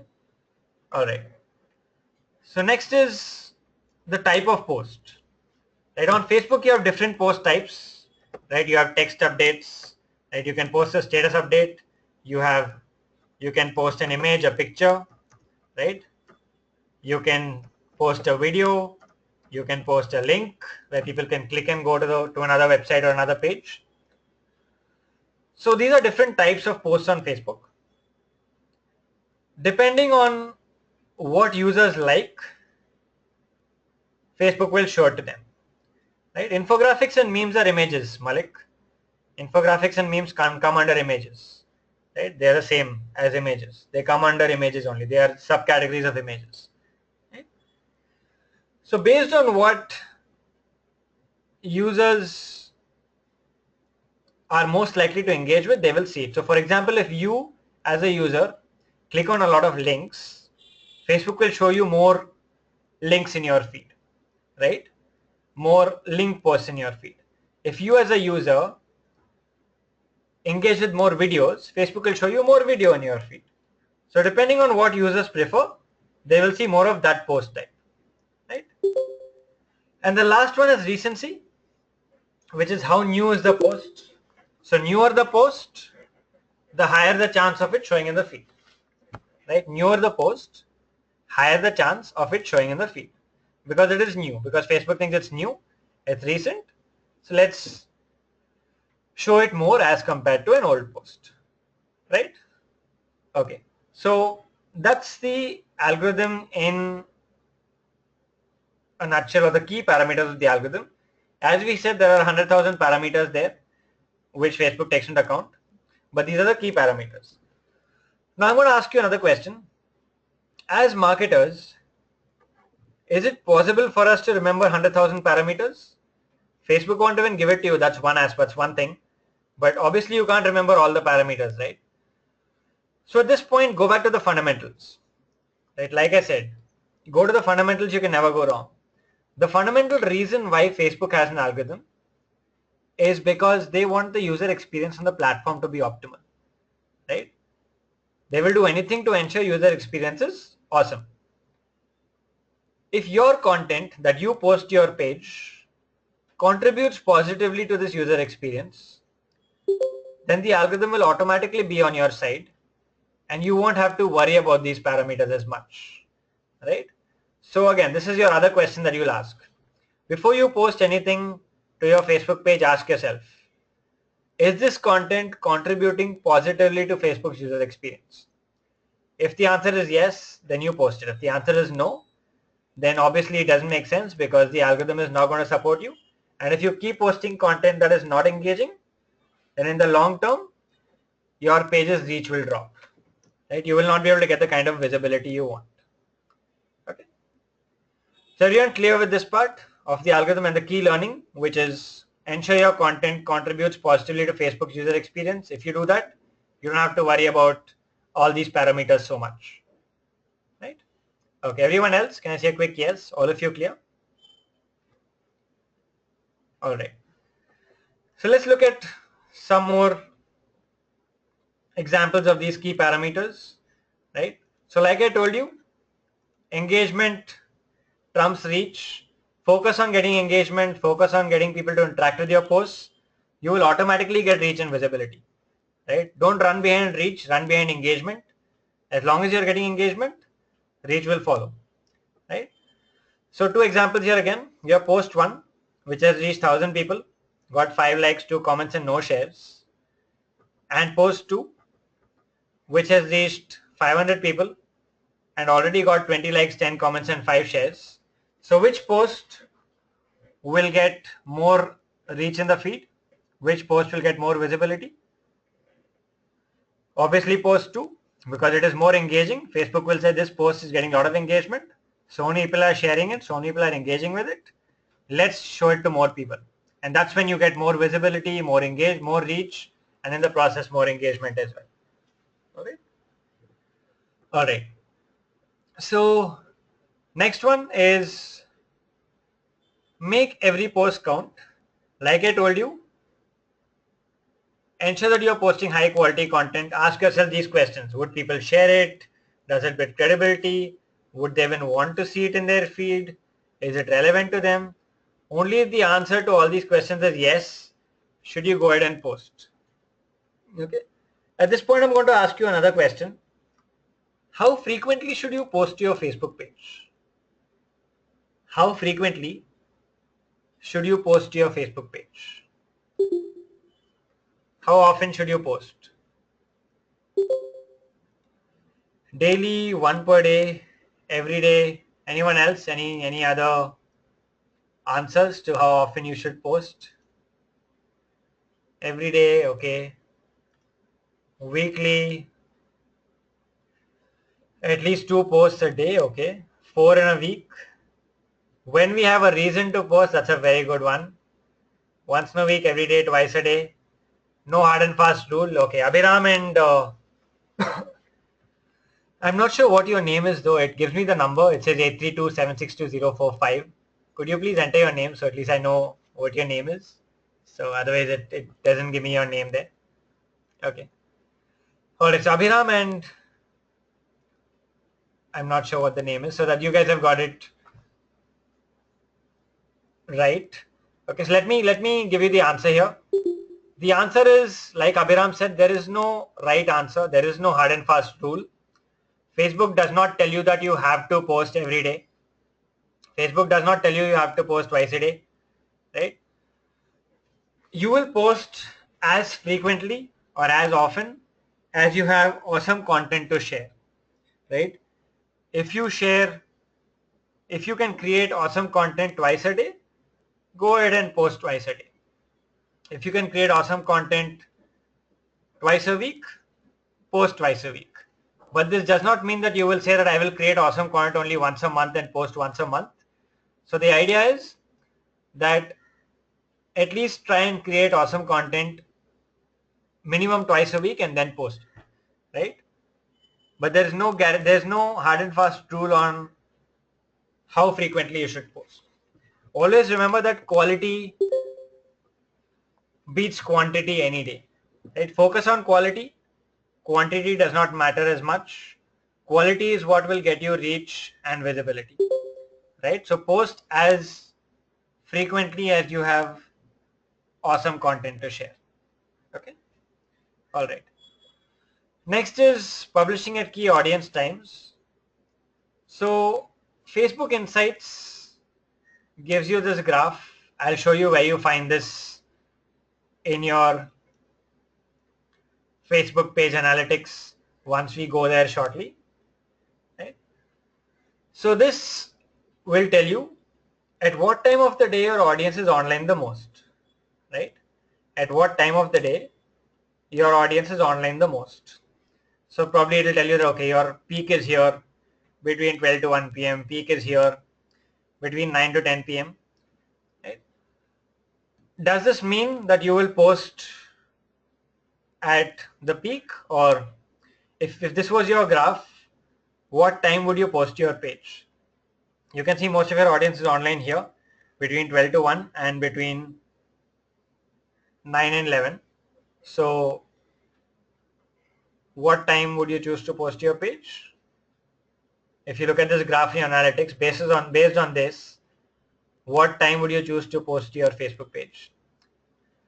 Between 3 and 9, 12 to 1, depends on when your target audience is online. That is here. You know that, Raksha. This is what it's telling you. It says that your target audience is online the most at this time. This is for your audience only. It's your page. Right? 3 to 9, 3 to 9, 9 to 11 on Saturday. Okay.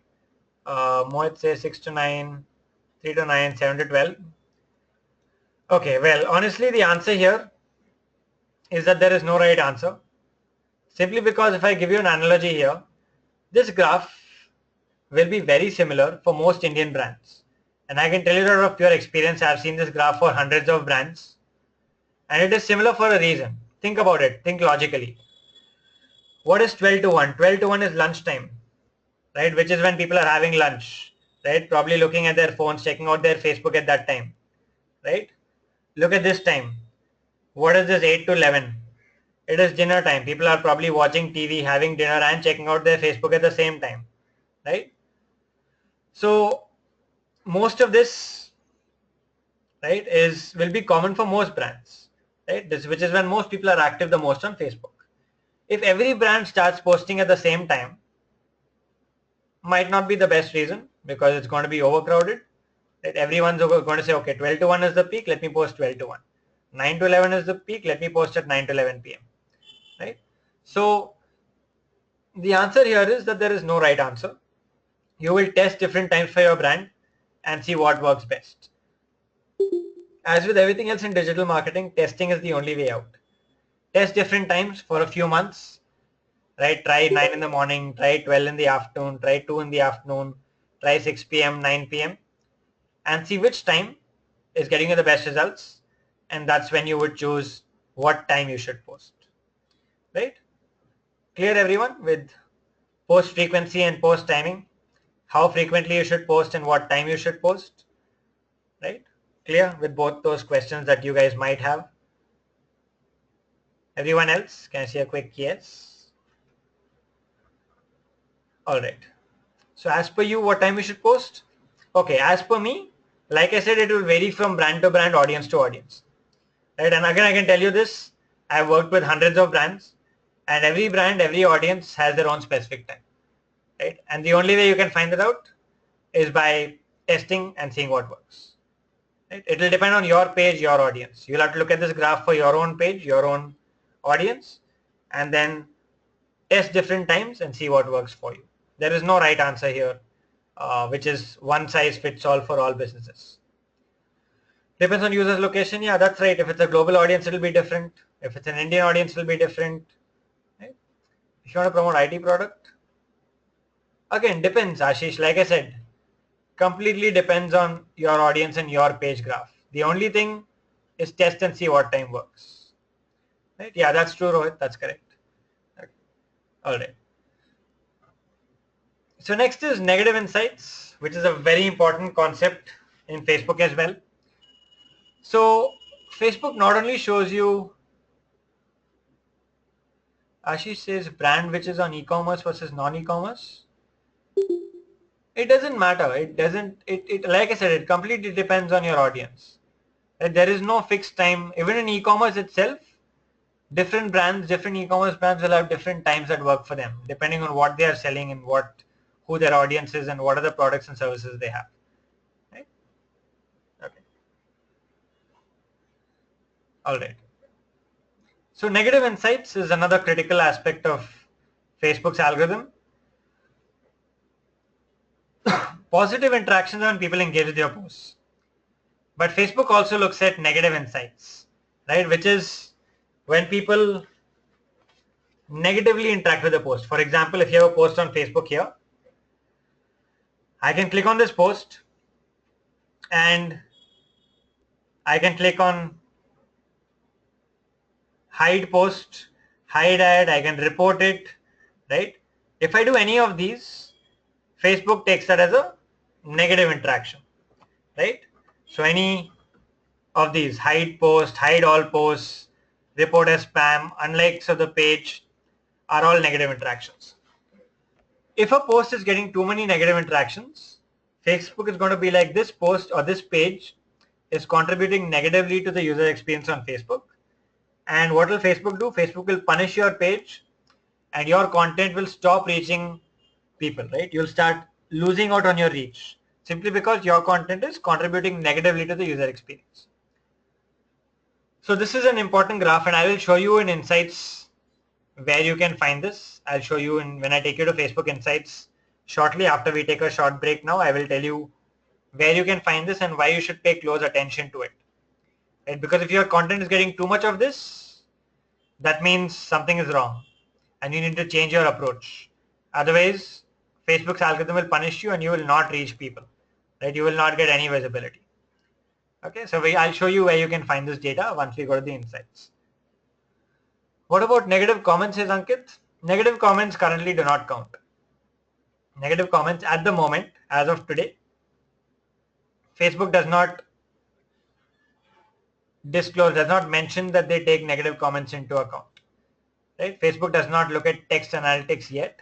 It is purely on users' actions like hide posts, hiding all posts, spam reports, etc. Right?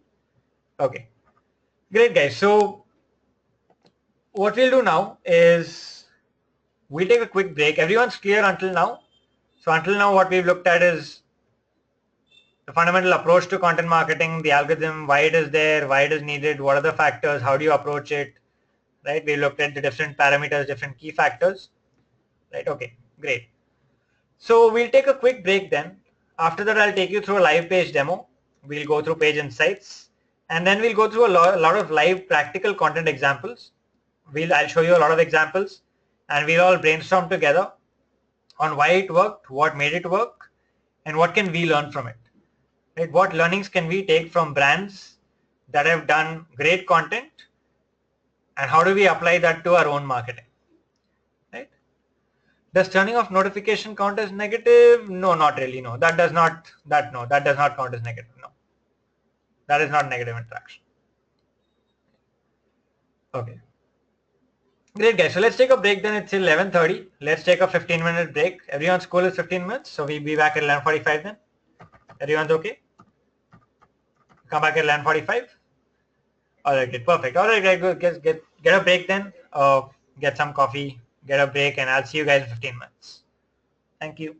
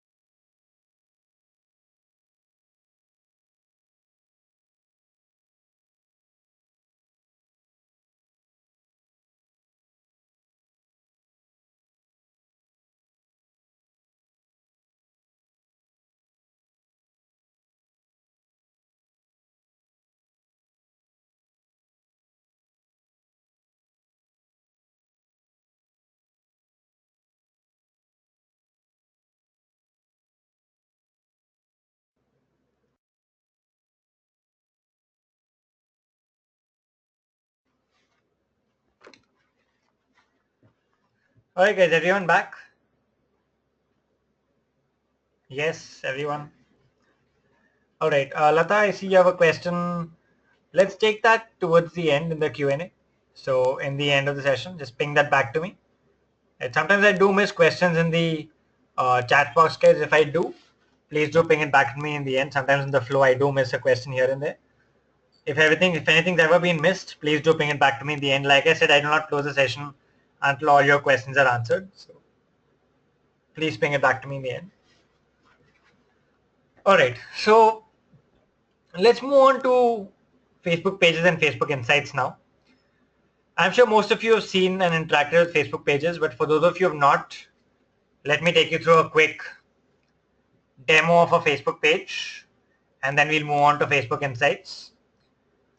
So this is what a page on Facebook looks like. You see the Flipkart page on my screen. All of you see the Flipkart page on my screen? Yes? Yes, everyone? Okay, all right, got it, yes. Okay, so this is what a page on Facebook looks like. So like I said, you don't have an add friend button. You can only like a page.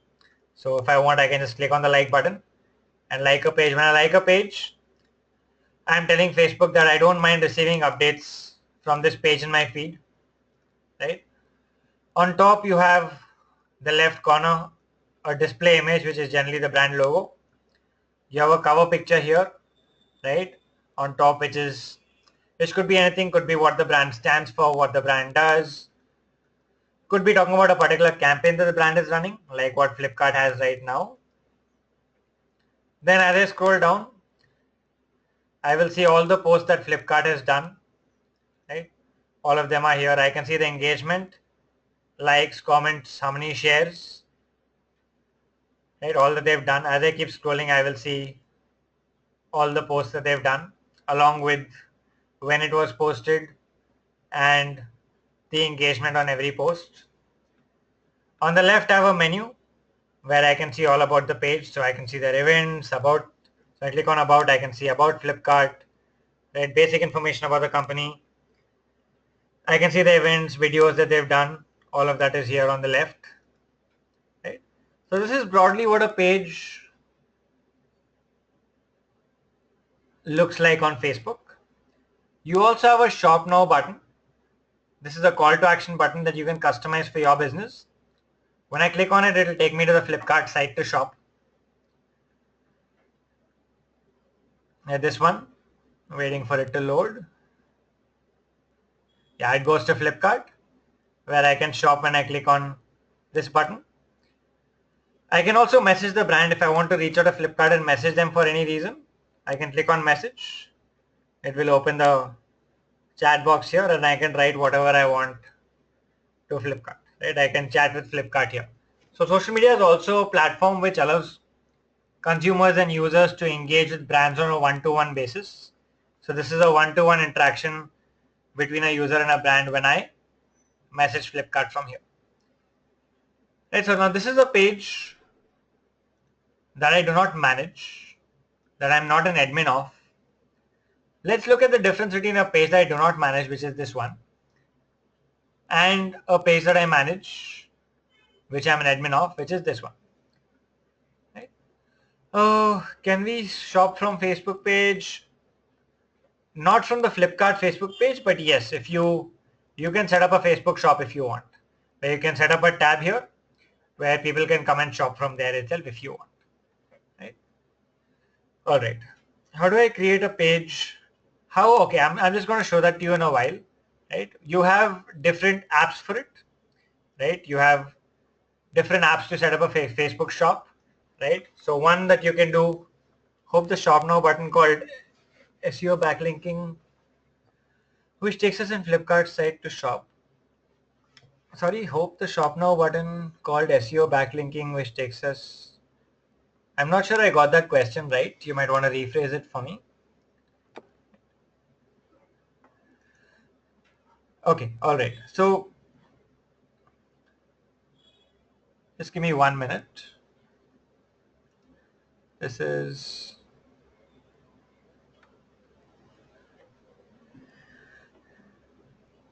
All right. So Ankit, I'll come back to that question. Hang on. put that back to me in the Q&A, so I'll show you where you can create or what apps you can use to create a Facebook shop. What about Ashish says in a page is it possible to create a sub page? No, you can't create a sub or a micro page in Facebook. No, you can't. You can create a single page and that's about it. If you want other location pages, you can create separate pages for them. Okay, so this is the page that I do not manage. So let's compare. How do you create a page, Ashish? That's part of your assignment. How to create a page is part of your assignment. By the way, how many of you already have Facebook pages? Can I see a quick yes? How many of you already have Facebook pages? Most of you do. Those of you who do not, don't worry, as part of your assignment for today, you will be creating one. Right? I'll show you how to create one.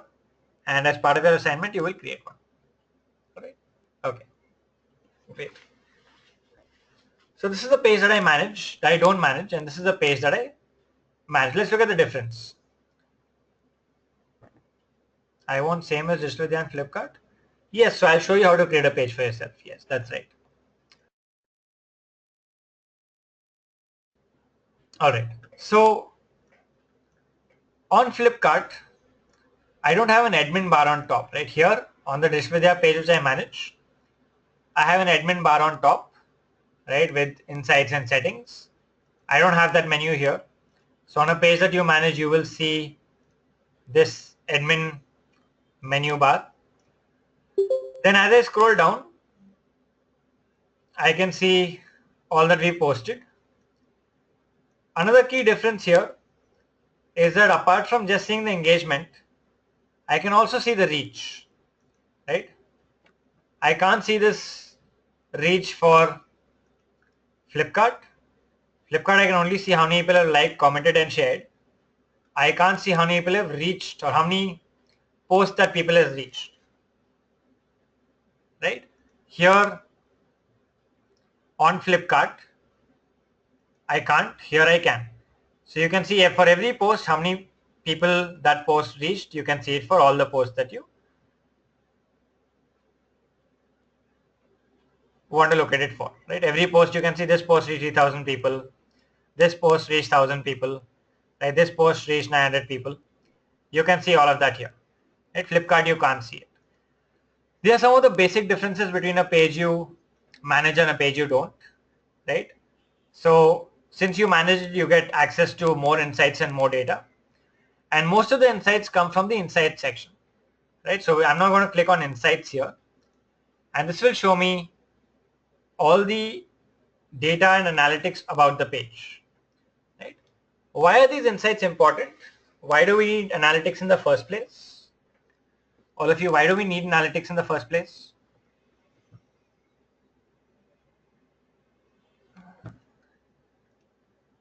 Why do we need any analytics in the first place? Why do we need data? To get the detail of the response we're getting, yeah, to understand how your marketing is performing, fine. What else? To drive your content better, yes, definitely, Hitesh. Measure, judge performance, further improve, yes. Positive or negative, Saloni says, so to see if we are on the right track, okay, to measure how we are doing, improve our conversions, gauge the quality of our posts, yes, okay. ROI, need to know what's working, what's not, yes. Same thing says Shivani, quantify response, what to improve performance in ROI. Great, perfect. So all of you understand the importance of analytics and that's a good thing. The best thing about digital marketing is that you can measure almost anything and everything. Right? You can see who clicked, who liked, who your post reached. All this data helps you in one, analyzing what's working, what's not. That way you can put more time, effort, resource into what's working and stop doing what's not, right? You can measure the effectiveness of your marketing, all the effort that you're putting in, what are the results you're getting. You will also need to make reports, especially those of you who report to senior management, except for everyone who's a proprietor or a CEO, you will still need to report to somebody. So they will ask you, you're doing so much, we are putting in so much effort, we are investing so much of money. what are the results we are getting? So these analytics, these insights will help you make your reports. That you can use this data to make reports and showcase the results you're getting from the effort you're putting in. Right? So Facebook Insights is one of the most comprehensive social media analytics you'll get. No other social media tool gives you the kind of insights and analytics that Facebook does. So let's look at it in detail. There's a whole bunch of sections on the left that you see here. We'll go into each section one by one. We are now on the overview section, which is more like a summary of all the sections together.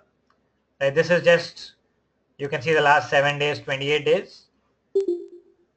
What is the summary of all the other sections? So we'll go into each one of these individual sections and you'll understand it better. This is just a quick summary section of all the other sections. Right? So as I scroll further, you can see the most recent post. This is also there in the post section. We'll come back to this when we go to the post section. Then I have something called pages to watch. Right? Pages to watch. The insights can only be seen by the proprietor? Yes, they can be seen only by the admin. Whoever is the page, whoever has access to the page, they can see it. Right? Alright. So there's something called the pages to watch section. So how many of you have used this pages to watch section? Those of you who are already managing your own pages. How many of you have used this pages to watch section? Those of you who have pages and manage your own pages. How many of you have used this pages to watch section? Some of you have. Okay. Most of you say no. So this is a very interesting section. It helps you compare the performance of your page with similar pages on Facebook. Right? So you can compare your page with all your competitor pages and see how you are performing and how they are performing. It as in, you can see here, for example, Digital Vidya added all the other competitors in the space. You can see how many posts they are doing in a week, right? What is the engagement they are getting, right, in terms of total engagement. Of course, you will not know if it's organic or paid. You will not know if it's organic or paid. It could be paid as well, could be organic. You'll know what is the number of likes, total number of likes. Have the likes grown, have the likes not grown, right? All of this data you'll get from here. You can, how do you add pages? Very simple. Just click on add pages. And then you can search for any page you want, right? Facebook also, yes, you have to select it. That's right, Kaushik. So you can select a page. Let's say, for example, you want to add Amazon. Not relevant to Digital Vidya, but if you want, you can just select Amazon and say watch page and it will get added, right? Similarly, Facebook will also suggest similar pages that you can add and you can add them as well. Right? How do we get to pages to watch section? Okay, go to your insights. Go to your insights in the menu bar and in the overview section, click on overview, scroll to the bottom and you'll find it here. Right? We can select our competitors page. Yes, you can, Saloni. Yes, you can select your competitors page. Right? You can just say add pages, type in your competitor's name and you can add it. Right? Who gives this analysis data? Facebook gives it to you. Facebook has all the data of all the pages, so they put it for you here. Yes, and number one. Okay, Malik, again, this is something that, it's a good question. This is not enough data to tell you who's number one and number two, because it is a complete function of how much you are spending, how much you are paying to promote your page. If you're spending a lot of money, you will get more reach. That doesn't mean that one is better or the other is better, right? So this is just putting things in perspective to give you an idea.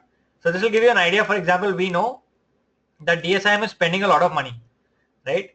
Which is why they've got so much of engagement. If you go look at their page, you'd probably know that they're spending a lot of money, and which is why they are doing a lot, they are getting a lot of engagement. Right? This is what is here is what you will see from the insights now is completely organic. Right? So this is not the only way to say who's better and who's not, but just to give you an idea, that's about it. Okay, DSIM is number one, that's done. Does Facebook provide any suggestions? Yes, Facebook does provide suggestions. Right, you click on add pages and you'll have suggestions here, right? Okay, all right. Uh, Ashish says, how do I reach other country users? Okay, Ashish, any questions, and everyone else as well, any questions that are not pertaining to what we are discussing now, please keep it for the Q&A in the end, otherwise it disrupts the flow. So for the benefit of everyone else around here, any questions that are not pertaining to what we are discussing at the moment, please write it down somewhere, as I said, keep it to the end. Don't worry, I will not close the session till all your questions are answered, right? But do not ping it when it's not relevant to what's being discussed, right? Is there any amount of likes you will need to have to get any suggestions? You depends on your page description. If your page is not given any description, it will not show you any suggestions, one. Second thing, this section itself will not show for you if you don't have a minimum of a few hundred likes. So that's what you'll need. Otherwise, this section will not show. And if your page about us is not clear, if Facebook doesn't know what your page is about, then it will not show you suggestions. In which case, you enter a few competitors. In that case, you enter a few competitors about which you know. And once you enter two, Facebook will suggest more. Enter one or two and try, and Facebook will suggest more for you. Right now, here we've entered 9 and Facebook is suggesting more. So you add one or two and then Facebook will suggest more for you, right? Okay. Great. So everyone's clear with the pages to watch section. How do you use it to put things in perspective and do a quick comparison of what or where you stand vis-a-vis your competitors? All right, great. So next is, I want to click on the next section on the left. How can we move our competitor users to our page? Again, Ashish, let's keep this. We're discussing insights now and analytics. This particular question, again, please keep it for the end again. How do we move our competitor? I'll show you this. In fact, next week, we're also going to be talking about how do you target your competitors' pages on Facebook, which is part of next week's session. So we'll be covering this there anyway, right? So next week when we talk about Facebook ads, I will show you how you can target your competitor pages on Facebook. Okay. All right. So on the left, the next section, which is the promotion section. This is basically ads, right? Okay, Ankit says I'm typing competitor's name, it doesn't show anything. What is your competitor's name? Ankit, can you give me one? What is your competitor's name? Autocar?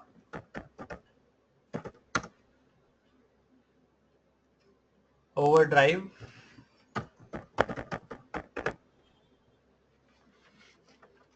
Okay, surprisingly it doesn't show for either of them, and Power Drift as well. These guys have pages for sure. For some reason it doesn't seem to show. Are those the correct pages?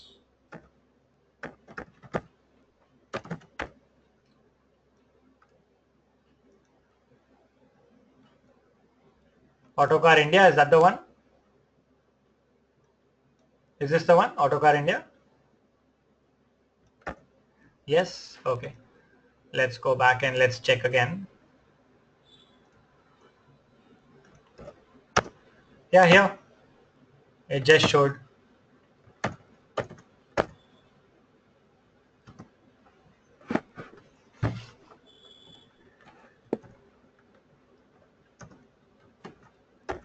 It should show, it just did. Let me just check again on why it isn't showing. Because normally it does. As soon as you type it in here, here it's showing. Sometimes it looks like a bug in Facebook, but normally it does. You can see this. It was showing blank for me as well, but it could be a temporary bug. So probably try again after some time or try again the next day. Or try multiple times like I just did and it does show. Right? Alright. Great. So coming back to the promotions tab. This tab is more on ad promotions, which we'll discuss in the next week's session. It's about when you promote your posts, spend money, run ads. We'll discuss this in the next week's session. right? More about promotions, and next week when we talk about Facebook ads. Next is likes. So here's the likes section. Right, here you can see how your page likes have grown over time, right? You can see over any time period. So let's say I want to see in the month of March. Let's say I want to make a report for March 2017. I will set my date range from March 1st to March 31st. So I can see on March 1st we had 47,900 likes. March 31st we had 49,000.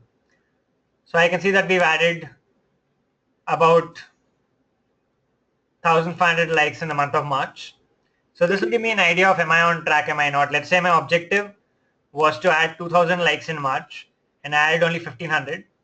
So I'm going to be like, okay, we didn't do as well, we could have done better, right? What else could we do to ensure that we grow our page likes faster, that people come and like our page in larger numbers, right? The other thing here that you can see is you can also see where your page likes came from. And how do you do that? Is hold your mouse down here. I'm going to do this slowly so you guys can follow. Hold down the mouse and drag, right, from the start to the end. When you drag to the end and you release, you will see this, right, which is your page like sources. Where did your page likes come from, right? So did they come from ads? The ads that you're running, all the page posts, maybe you're promoting your posts or you're running any ads on Facebook. Did it come from there? Uncategorized desktop and uncategorized mobile, as per Facebook, are sources that they are not able to categorize with certainty, which is why they just put uncategorized desktop and uncategorized mobile. On your page is when people come to your page, people come to the Digital Vidya page and click the like button. Like I went to the Flipkart page and clicked the like button. That is on your page. Search is when somebody is searching for you or your service on Facebook. So let's say somebody searches digital marketing courses on Facebook and they find the Digital Vidya page and like it from there. That's the search, right? Okay, I just explained what is uncategorized desktop and mobile. I just mentioned, I'm going to repeat it again. Uncategorized desktop and uncategorized mobile are sources that Facebook is not able to categorize. They say that they are not 100% certain where they came from, right? Which is what they give as uncategorized desktop and uncategorized mobile. Right? Came from desktop, but source is not certain. Came from mobile, but source is not certain, right? For some reason, which they say they can't attribute with certainty. Okay. All right. API is application programming interface, right? Application programming interface. That might seem like too much for you guys, but I'm going to simplify it. It's a technical term. I'm sure you guys have seen this, so you know what it is. Let me give you an example.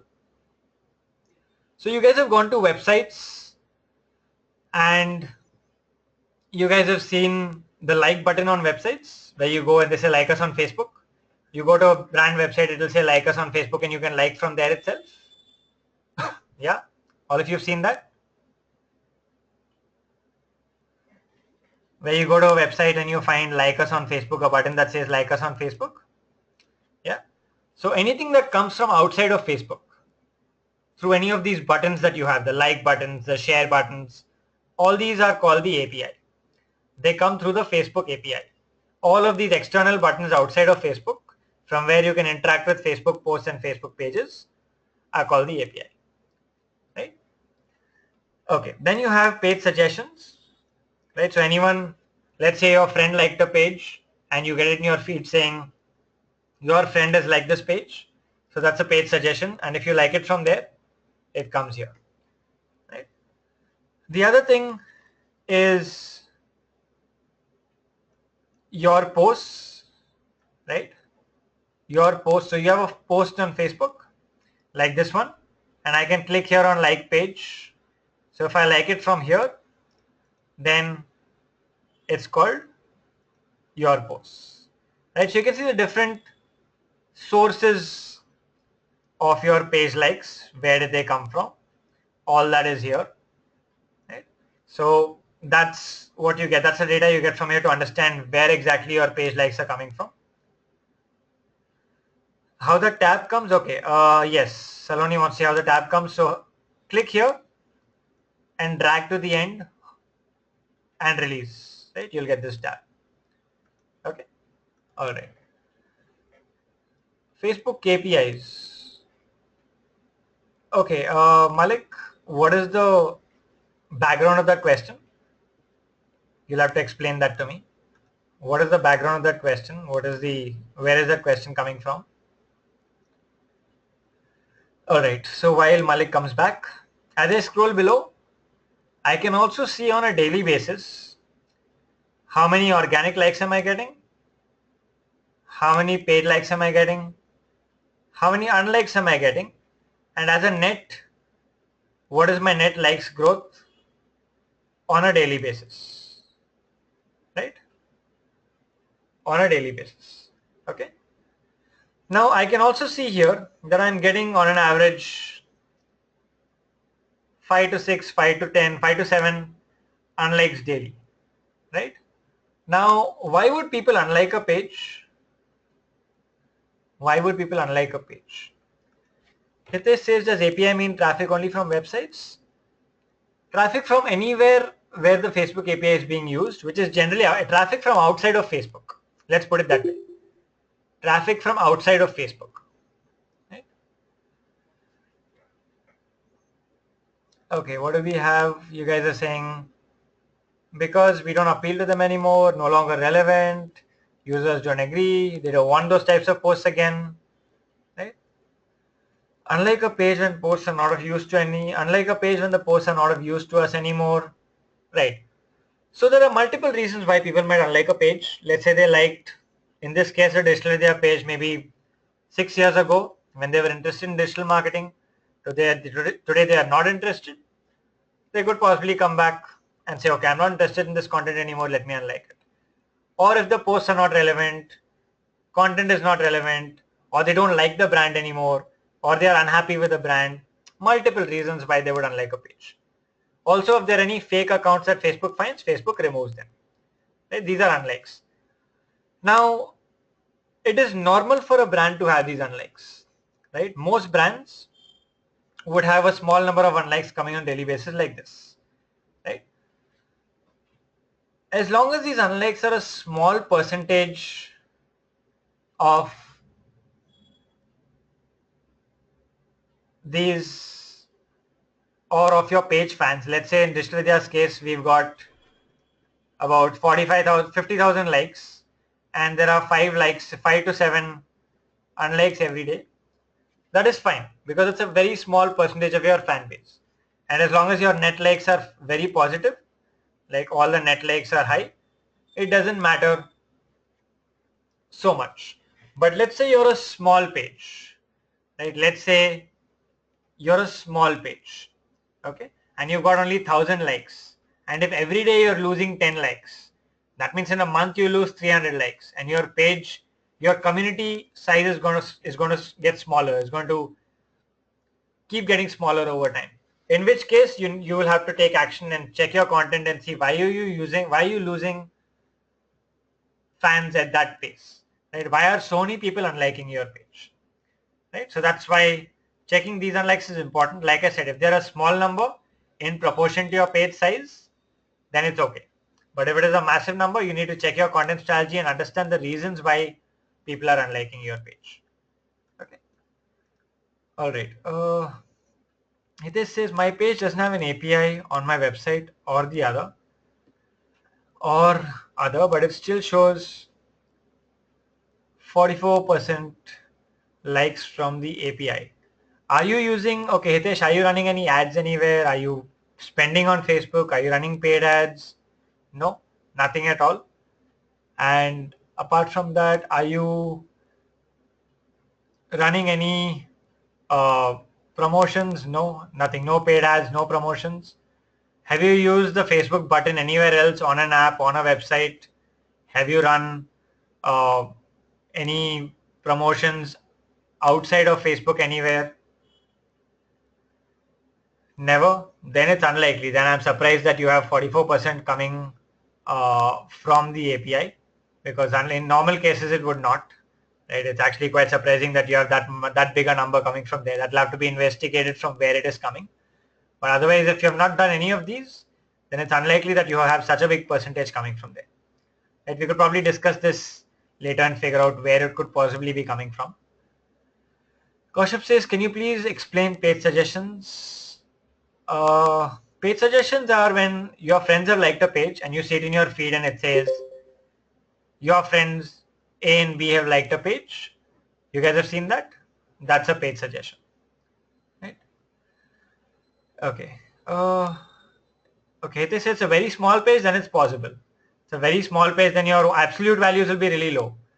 Right? 44% might be like 10 likes, 15 likes.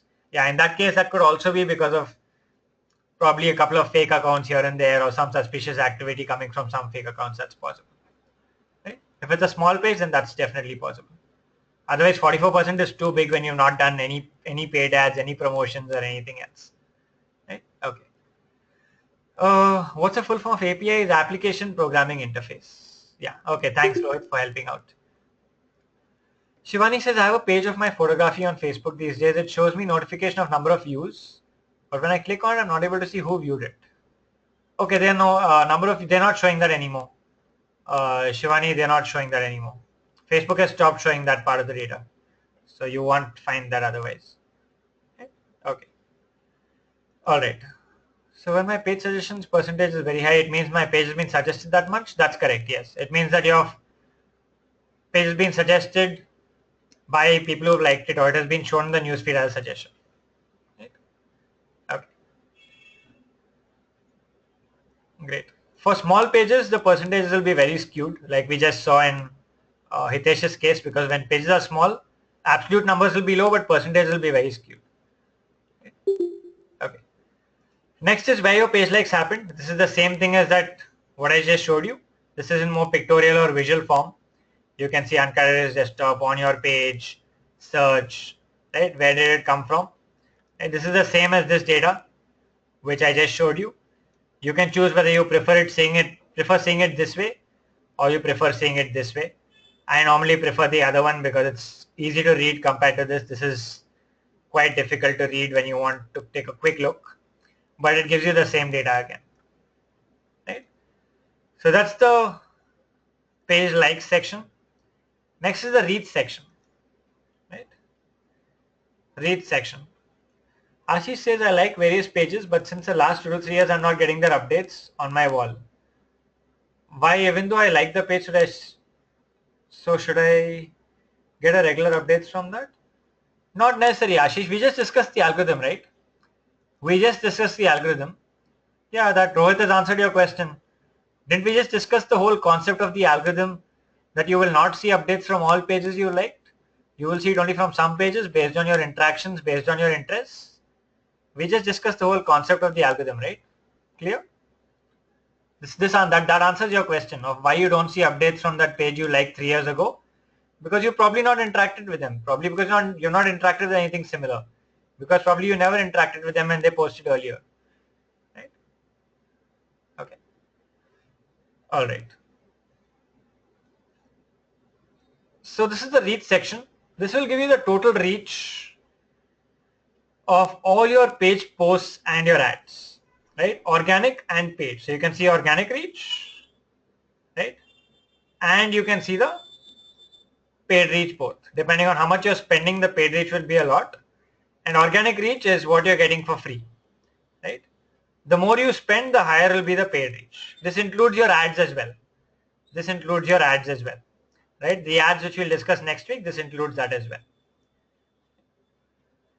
You can also see the reactions, comments, and shares. So you can see how many people shared, how many people reacted and commented. And you can compare with the previous period. So right now we are at 1st to 31st March 2017.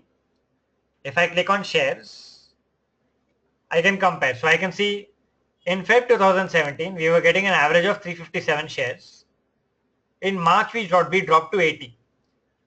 So what will I do? I'll immediately go and draw insights and see why did we drop this much? Why did the shares drop from 357 to 80?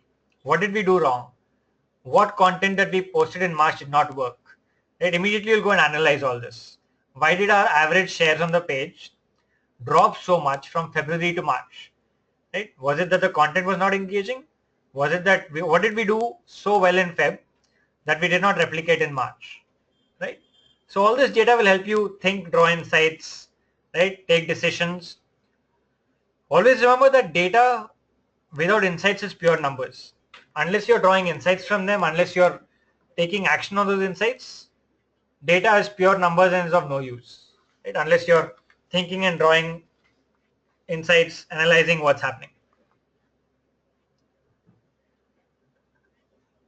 Then you can see as we scroll further, you have the reactions part. So you can see how many people have reacted to your page and how many people have liked. Then you have the spam report. Right here you have the spam report, which is what I just showed you over here, and I told you I'll show you where you can find it in the Facebook page analytics. This is where you find it. So you can see how many people have clicked on hide all posts, right? How many people have clicked on hide post. So one off here and there is fine. But if you're getting too many, like this one, we're getting so many hide posts, hide all posts and negative insights, that means something is wrong. You have to keep close track, close watch on this graph and see that you're not getting too many of these. Right? One off here and there is still fine. Okay. All right. So this is the read section, right? Then you have a couple of sections which are not so important, right? Which I'll take you through anyway to tell you what is there so you're aware of what's there. But they're not as important as the rest, right? Not too much insights that you can draw. So one of these is page views. This tells you how many people came and viewed your Facebook page, right? So on a daily basis, you can see how many people came and viewed your Facebook page. Right? So you can see here for Digital Vidya, which has like 50,000 fans on the page, we barely get 40 to 50 people coming and visiting the page on a daily basis, right? So Facebook pages do not get so much traffic, right? Which is what you can see from here, that people interact with your page through what they see on the feed.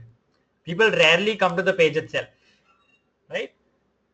So that is the only data you get from here. So for example, if somebody asks you how many people actually come to our Facebook page, if a client asks you, or if a senior person on the team asks you, how many people come to our page, you will get the data from here. You should know where to get it from and what kind of data is available.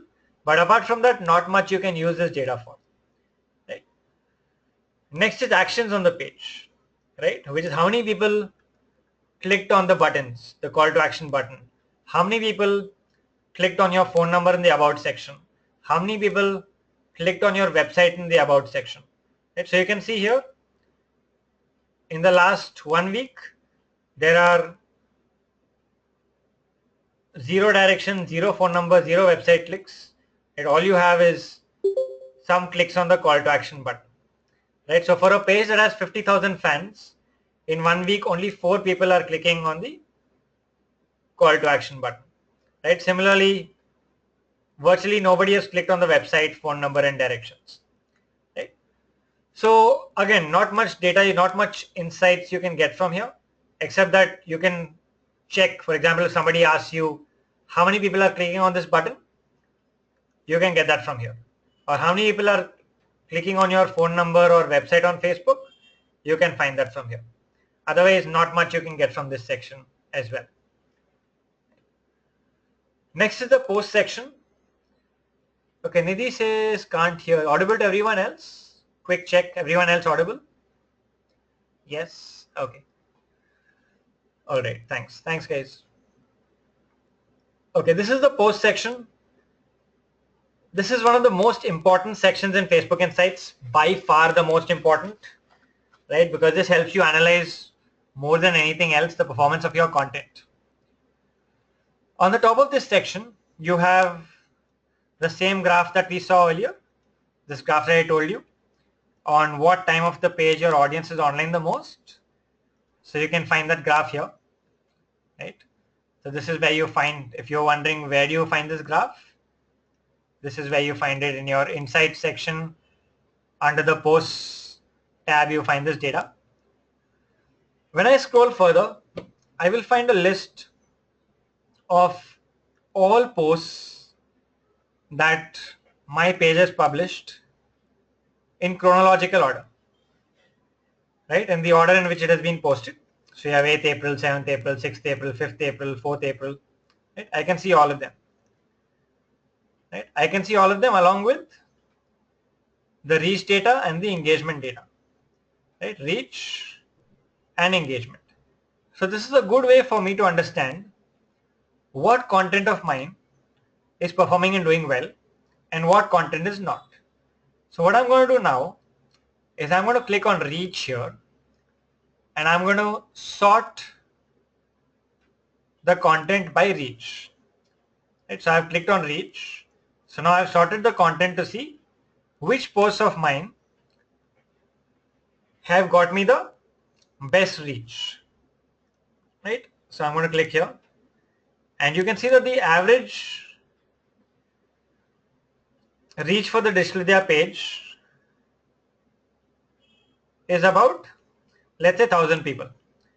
Every post that we do, on an average, we reach about 1,000 people organically. But I've got some posts that have reached 2 to 3x the average. Right? 3,000 people here, 2,500 people here, 2,400 people here. Right? These posts have reached 2 to 3x the average.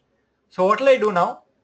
I will analyze this content and I will figure out what caused these posts to do so well. Why did these posts perform much better than the average posts? So what will I do? I will click on this link here. So this will show me what the post is and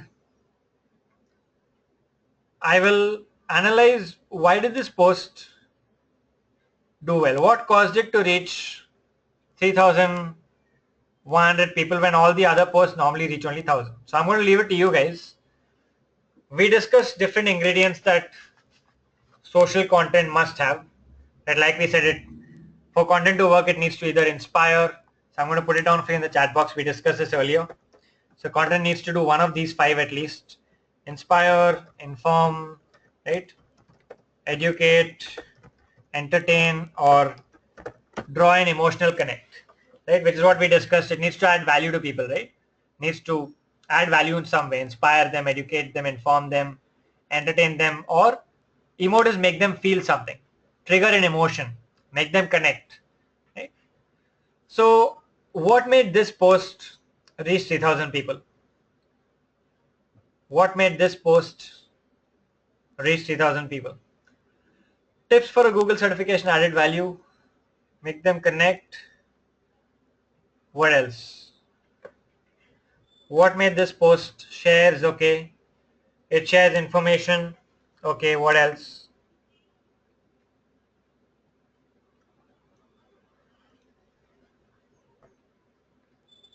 It educates, yeah. It's an educative post, right? It gives information and tips on how to pass your Google Analytics certification, right?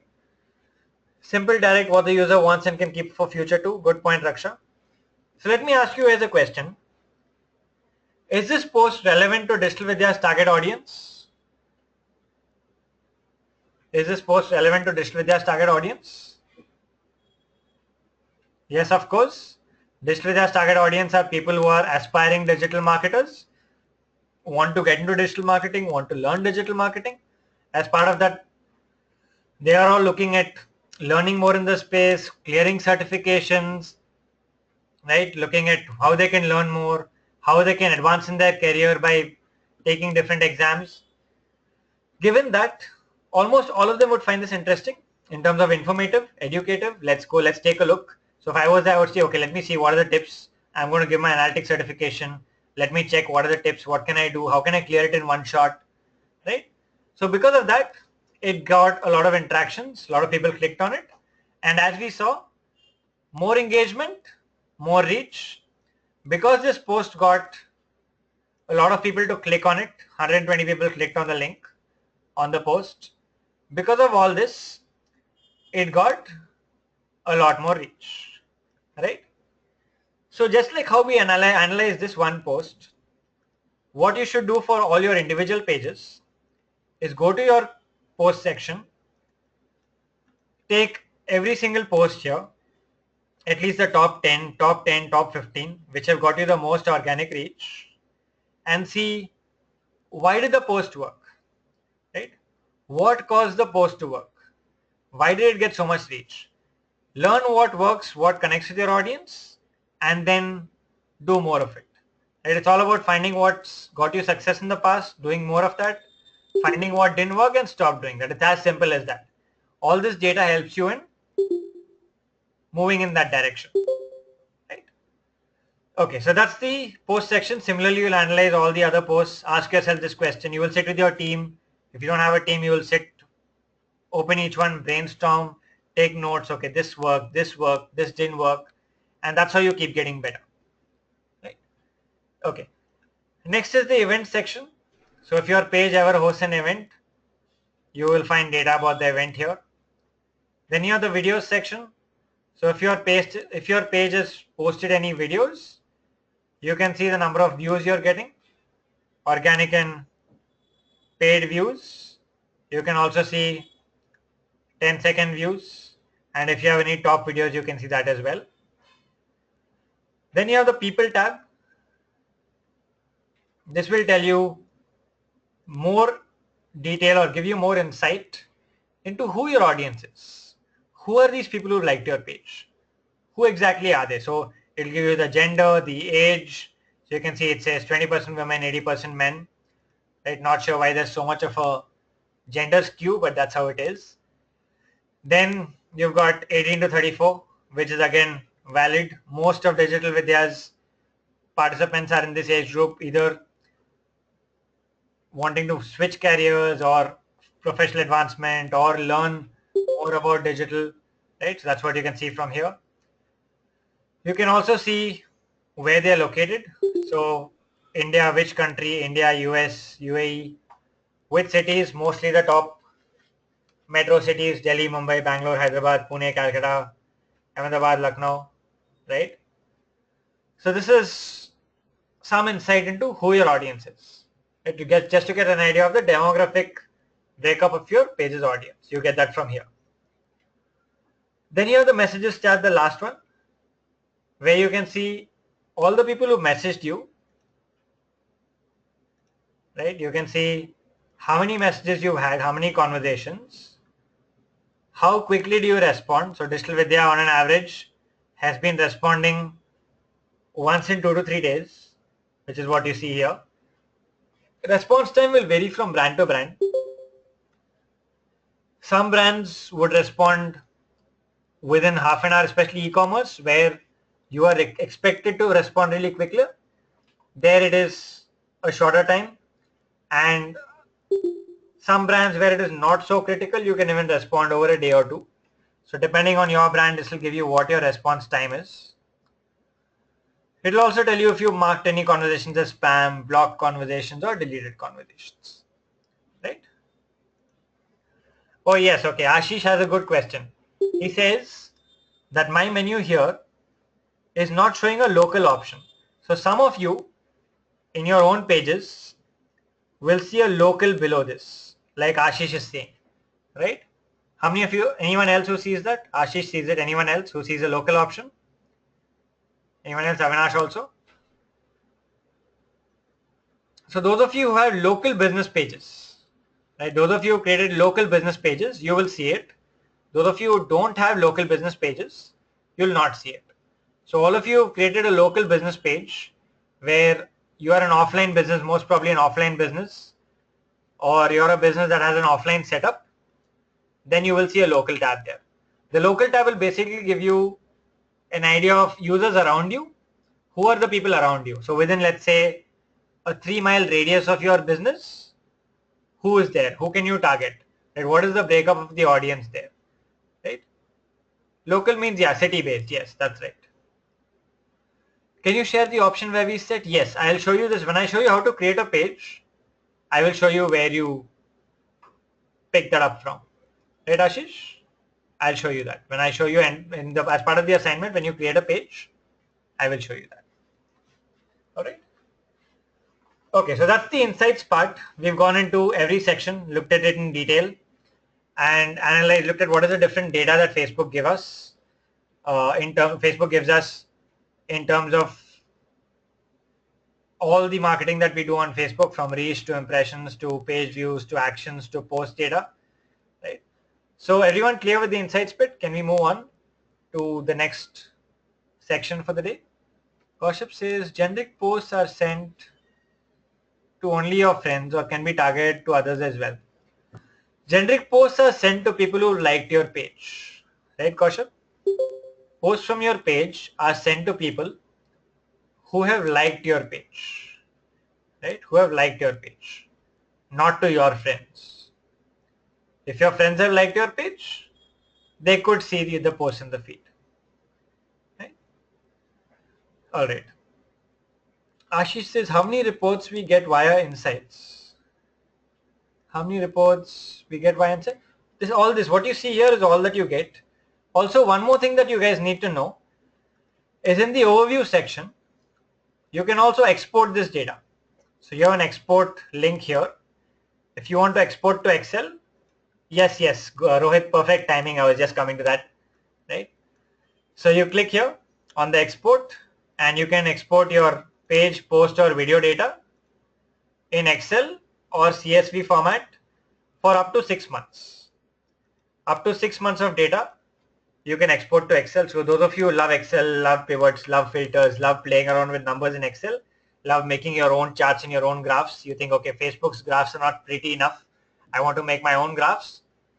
You can download all this data in Excel and then you can play around with the numbers.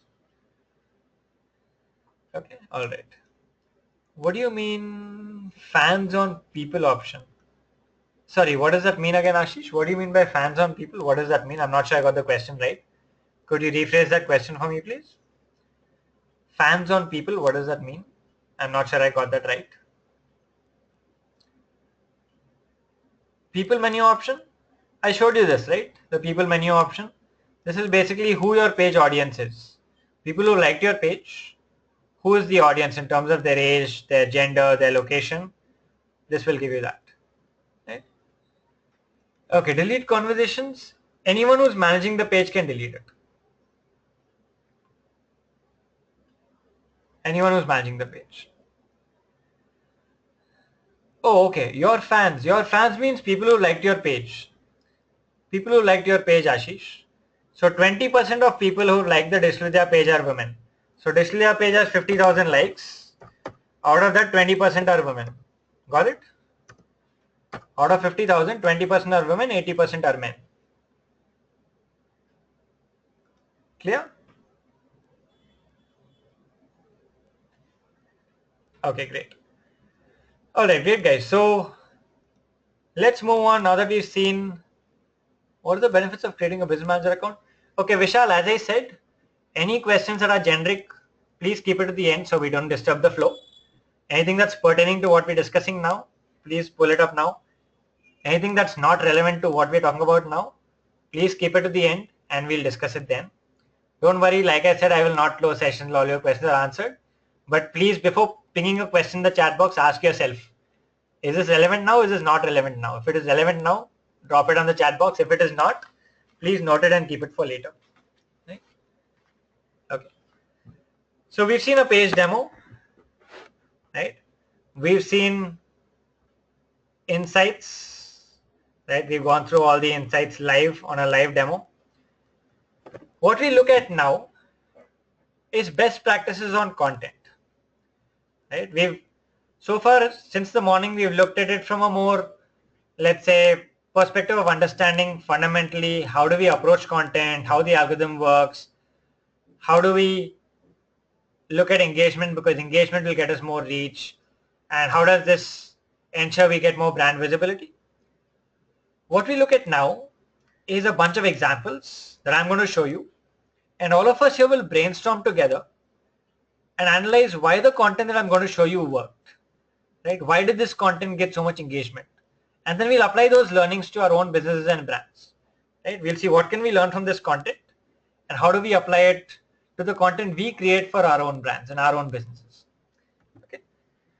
So let's start with the first one, which is this post from Zomato. And I'm sure we all know Zomato. Everyone knows Zomato, what Zomato is, what Zomato does. Right? It's a listing website, listing app for restaurants. In fact, Zomato is one of the most creative brands on social media. They've done over the years some really awesome work. Some of their posts really connect with their users. Their page is generally very active. In fact, if you look at their page over the last couple of years, you will find a lot of good content that they do, which is very engaging and in the process gets them a lot of reach and visibility as well. So if you look at this post here, this post has 40,000 likes and 34,000 shares, right? 34,000 shares is a lot, right? And one more thing you guys should know is that you can promote your posts and your page and you can get likes, but you cannot promote and get shares. People only share when they want to share. People might like your posts, but a true measure of virality is the number of shares. If you want to check for virality, a true measure of it is how many shares did the post get. So this post has 34,000 shares. So I'm going to ask you guys, why do you think this post got 34,000 shares? What made it work? What caused it to get this amount of engagement? Which ingredient out of the 5 ingredients that we talked about does this have? Okay, emotional connects says Abhiram. What else? Catchy topic and funny. Okay, what else?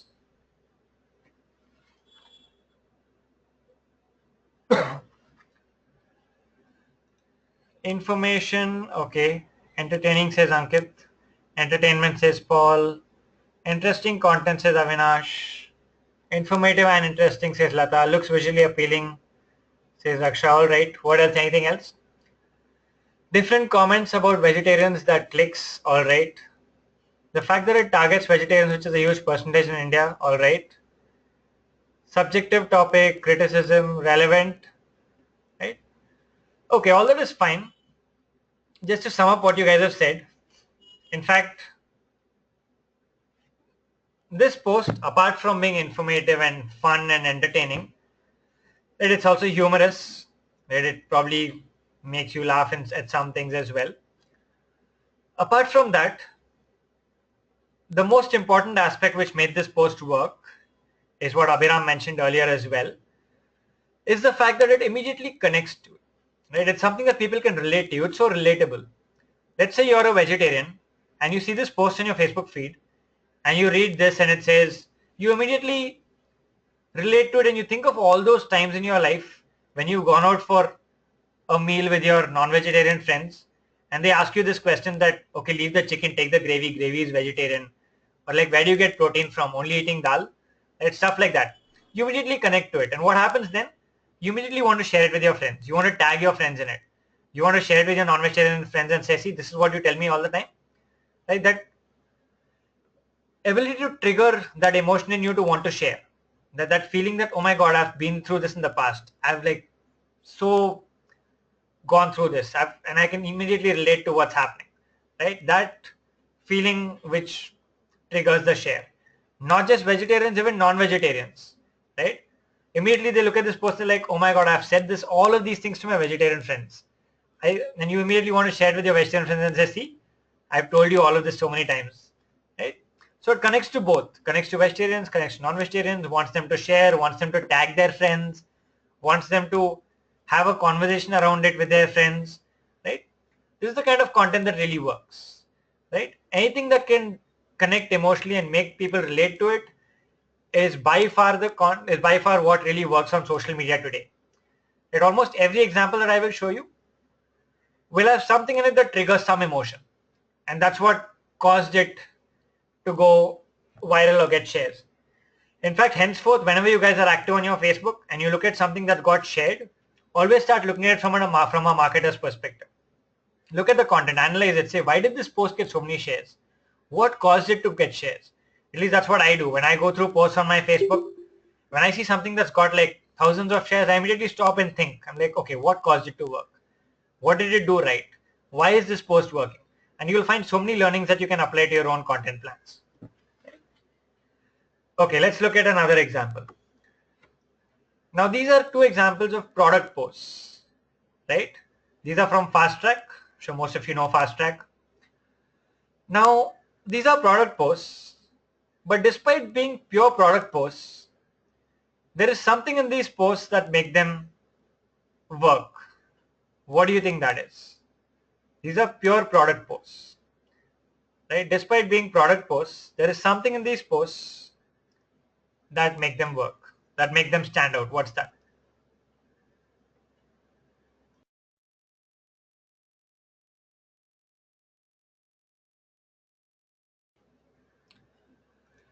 Visual and creative says Ashish. Okay. Innovative says Viplav. Raksha says provocative. Virtual reality. Okay, not really. Creative says Nidhi. Fashion says Avinash. What else? Creative infographic. Rebellious says Hitesh. Okay. What else? Appeals to the emotions of youngsters. Good point, Rajan. What else? Current trends. Okay. What else? Anything else? Youthful. All right. Okay. It brings notice to the product with its creative image appeal, hashtags, out of the box with price. All right. Let me put it this way. Let me sum it up this way. Let's say that, okay, who do you think the post on the left, let's take the post on the left, right? Let's take the post on the left, the one with the shades on it. Who do you think this post is targeted to? Like Ashish says, youth and college going guys, probably youth, young guys, teenagers, right? Probably go those in college, high school, college, teenagers, right? Probably under 25. Now put yourself in the shoes of your target audience, like what I told you earlier today.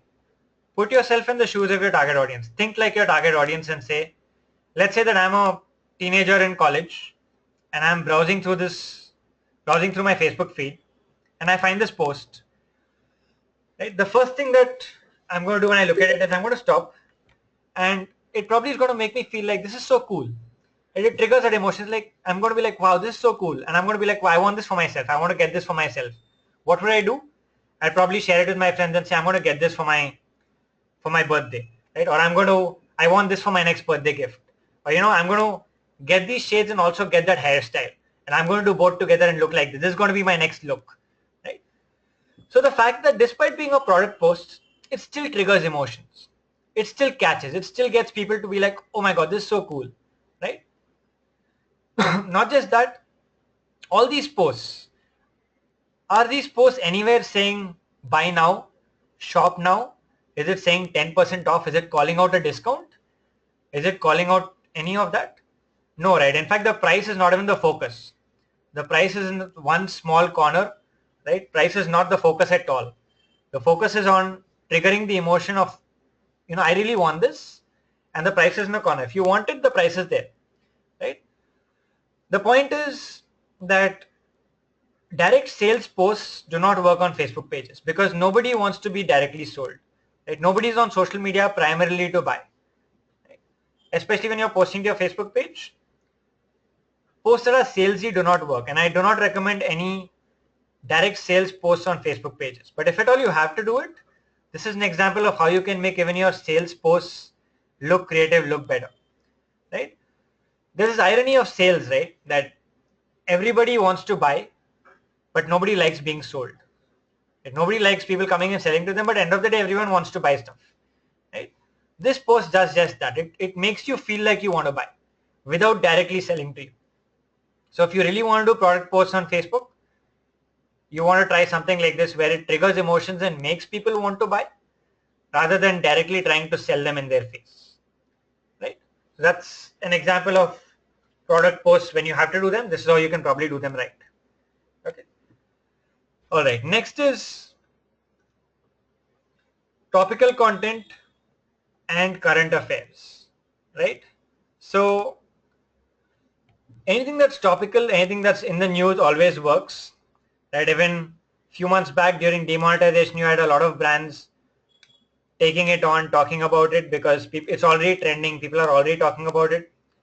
Amul has been doing this for generations, sorry, for decades, even before social media was born, so to say. It had been doing it on print and hoardings, right? Looking at current topics and taking a satirical take on it or a fun take on it and getting people to connect to something they're already talking about, current topics. So if you can do this, leveraging trending topics, finding something that people are already talking about, connect your brand to it, come up with some creative content, that always works, right? So that's about topical content. Always works because it is something people are already talking about. Next is theme-based content, right? Content around a certain theme. Now this is a post from Yatra. Okay, why do brands tag people? Hitesh says. Well, brands do not tag people. No, brands don't tag them. People tag themselves or people tag their friends, right? People tag their friends in posts because they find the content really interesting, right? So anywhere where people tag their friends in the post, that's how it comes here. Amul has not tagged these guys. Their friends have probably tagged them. Right, yeah, that's the one. Yes, with Manish Gupta that you see there. Probably Manish Gupta's friend tagged him in it for some reason. It is not Amul who's tagged them. Right? Got it? Okay. All right. So this is a post from Yatra. Now Yatra is a travel brand.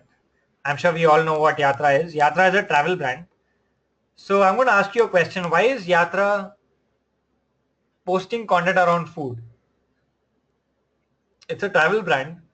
Why is it doing a food fiesta and stuff? Why is it posting content around food?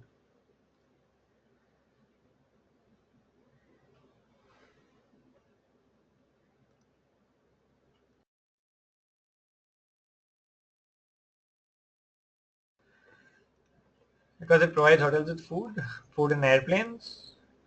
What else? Why is a travel brand posting about food? They want people to know about the specific destination where the food is famous, all right.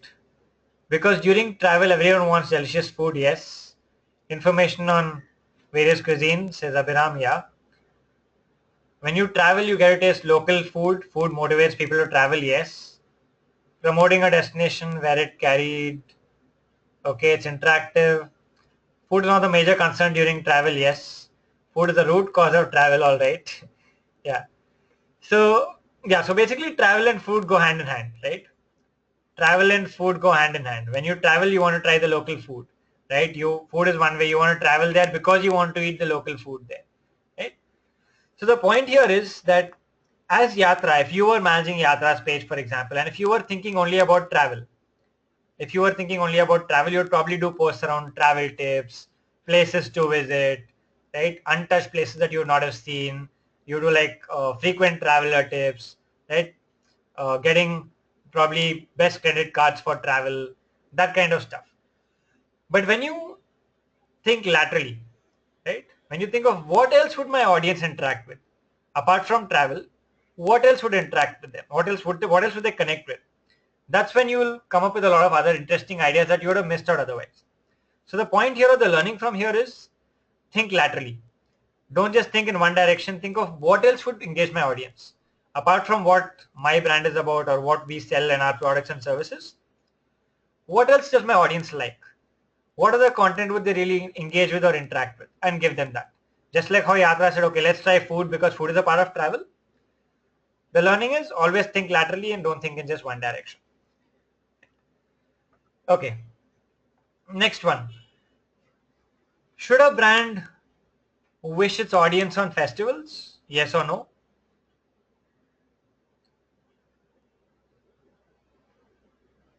Everyone else?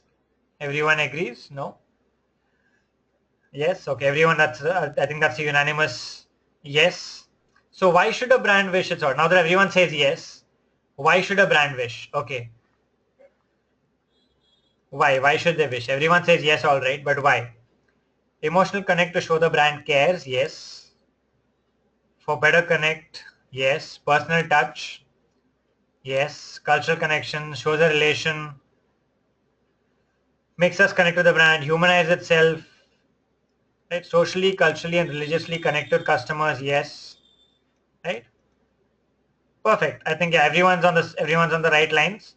So basically, who are the people who wish you on festivals? Who are the people who are the first to wish you on festivals? Who generally wishes you first? As obviously friends and family, friends, close relatives, family. When a brand tries to wish you, what they're trying to do is they're trying to build a connection with you, like most of you said, right? They're trying to show you that they care, right? They're trying to build a relationship with you, right? They're trying to get close to you, trying to build recall with you, right? Trying to show the human side of the brand, saying that we are human as well and we want to get closer to you and we want to be a part of your celebrations and a part of like sharing your happiness as well. So that's what brands try to do, which is why brands have always wished their audiences for like years, even before social media and digital was born. They would do it through TV, they would do it through newspapers, through hoardings. Now, of course, with social and digital media, they do it through social and digital media also. Right? So now that we know that, okay, brands should wish their audience on festivals, provided their audience is celebrating that festival, right?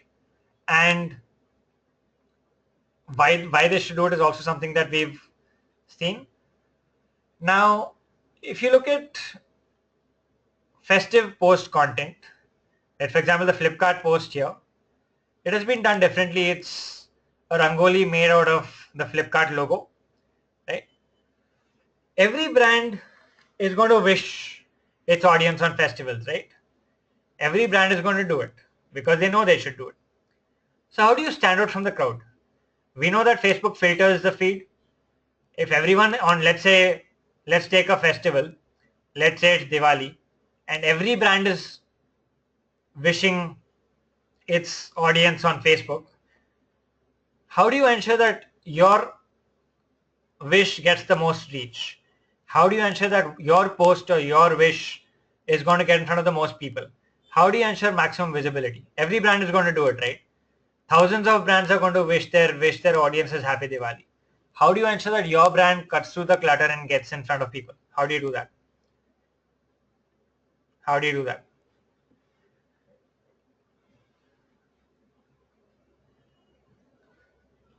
Create impressive content and images. Yes, right. The bottom line, like I said, is to be creative, do something different, be innovative, like Viplav has just said. Right, do something totally different. Right, do something that stands out from the crowd. So I'm going to give you an example here. I want you to look at this post. This is a post for Republic Day. Right, this is a post for Republic Day. Now this post on Republic Day, what do most brands do? Most brands most likely would post, let's say, a tricolor or a picture of Gandhiji and say Happy Republic Day and get done with it. That when you compare with most normal Republic Day posts that you see, would this post stand out in the feed? Would this post stand out in the feed? Right? Why is that? Why would it stand out? What makes it stand out?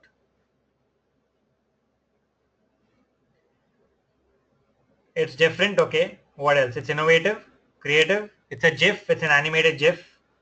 What else? It's visually different. Alright, anything else?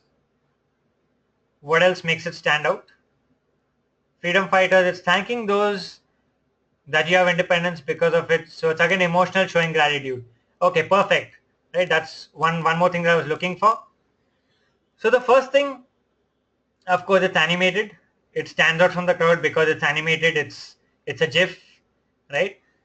Apart from that, this post also triggers an emotion. Right? It says a tribute to those who helped shape the future of India, and it shows you a bunch of different freedom fighters there, right? So what emotion does this trigger? What feeling or what emotion does this trigger? right? Patriotism, it triggers that feeling of nationalism, of patriotism, of love for a country, right? Nationality. And this is something else. Like I said, anything that triggers a feeling, a strong feeling, is something that drives shareability again, right? It drives shareability again. So it's animated, it cuts through the clutter, and it also triggers an emotion. It has multiple factors that makes it work, right? In fact, this is something that we'd done for one of my clients last year, right? To cut through the clutter and stand apart from the crowd. And this post got a lot of traction, right? Simply because it was different and for the reasons we just discussed. Okay. So a few questions that you guys have on GIFs. So how do you create GIFs, right? How do you create GIFs? So GIFs are created, you can, if you have a designer in-house, you can do that, right? If you have a designer in-house, you can get a designer to do it using Photoshop. If you don't have a designer, you can use a tool called Jiffy, where you can use multiple images and club them to make a GIF. Right? This creative that you're seeing now has also been made using Jiffy by combining 4 different images, and the tool will convert it to a GIF for you. Right? It will also give you a link which you can share on your Facebook page, and that's how you upload a GIF on your Facebook page. Right, Vishal? So how do you upload a GIF on your Facebook page is by sharing the Jiffy link. Right? You have to share a link, and that will then go on your Facebook page as a GIF. Right? One more thing that you guys might want to know is, especially those of you who don't have design teams, right? Those of you who don't have designers, right? With Jiffy, yeah, Jiffy is possible. Yes, that's why I just shared. So it's GIPHY, right? Jiffy is what the name of the tool is. You can search for it. Another thing which some of you might be wondering is, it's all about, see, Facebook, it's become visual. You need visual images, you need creatives. How do you make these creatives? Right? How do you make these images? How do you make this kind of content?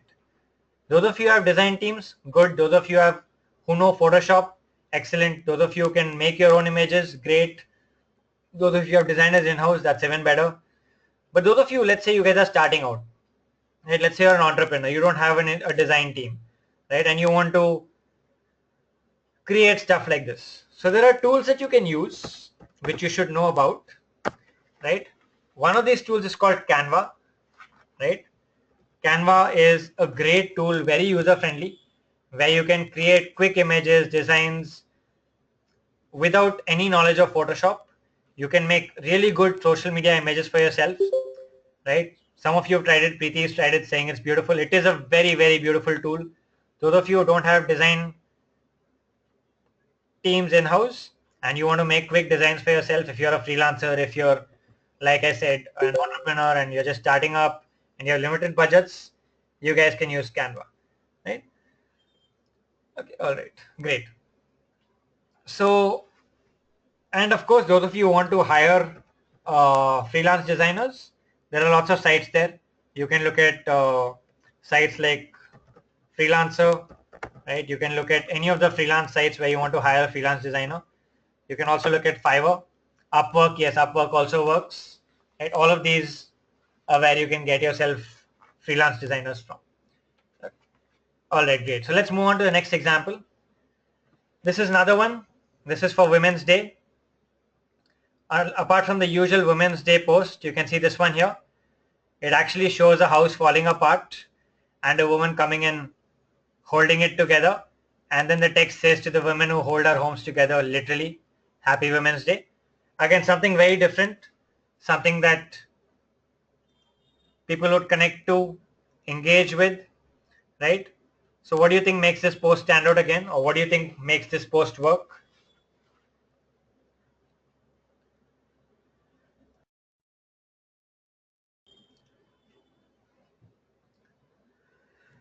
Yeah, it's innovative, it's different. Like we just said, it cuts through the clutter. It again connects to people, right? It is something both men and women would want to share, right? Because of the way it has been done and the way it has been portrayed and the connect that the line gives you and the copy as well, right? Okay, so that's triggering the emotion again and the message, something people stand for.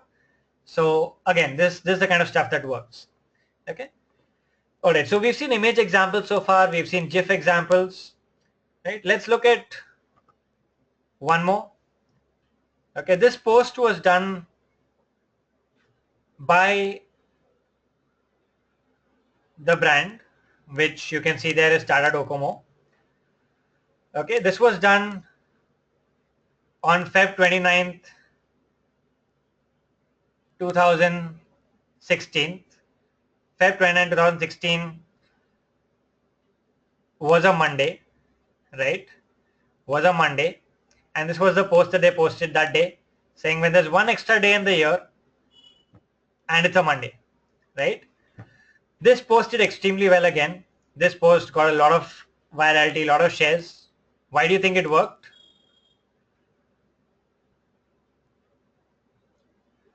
Relatable. Why do you think it worked? Humor. Mostly relatable, right? It connects with everyone and anyone. People working in offices, already they have their Monday blues, and we'll be like, okay, one extra day you get near, and you see this post in your feed, you're going to be like, one extra day, that's a Monday. You have the same emotion. You want to share with your colleagues, you want to share with your friends, right? Not just working people, even people going to school and college. You're going to be like, one extra day, that also is a Monday, right? So let me ask you a question here. Is this post relevant to Docomo's target audience? Yes, no. Is this post relevant to Docomo's target audience? No. Why not? Who is Docomo's target audience? People like you and me? Everyone uses a phone, right? I use a phone, you use a phone. Everyone uses a prepaid connection, a postpaid connection. We are all technically Docomo's target audience. Would we relate to this? People working in an office, do they use phones? Do they use SIM cards? Of course they do, right? Would they relate to this? Would they share it? Would Docomo get more visibility in the process? Yes, right? Are they trying to sell here? Are they trying to say new postpaid plan, new prepaid plan, new offer, free talk time, full talk time, 4G, 3G? Are they trying to do that? No, right? If they posted a 4G or a 3G plan or a postpaid plan, would people share it? You see a postpaid plan on your Facebook feed. Are you going to share it with your friends? Obviously not, right? Obviously not. But this is the kind of content that people share. It's about driving visibility. It's about driving brand recall, like Viplav said. Right? It's about putting your brand in front of people through the content you create. And as we saw, engagement will drive your reach. You will not get reach out of the blue. If you're going to keep posting product posts and sales posts and services posts, you will really not get any shares and likes. And if you don't get shares and likes, you'll not get reach. You'll not get visibility. Right? Content like this, which is creative, which is different, which people can connect to, will get you visibility and in the process brand recall and engagement. Right? Yeah, perfect. Yes, people share it because they relate to it, and that's how you get more brand visibility. You're putting Docomo, the name, the brand name, in front of more and more people.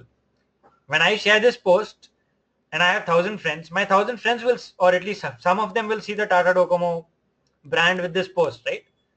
That's how you focus on content that gives you visibility and reach. All right. Okay. Next, now that we've seen a whole bunch of GIF examples, let's look at a couple of video examples. That's what I'm going to do now is I'm going to give you a video link. It's a short 1-minute video. And I want all of you to watch this video. Take a minute, watch this video, and let me know once you guys are done. Right? So watch the video and let me know once you guys are done.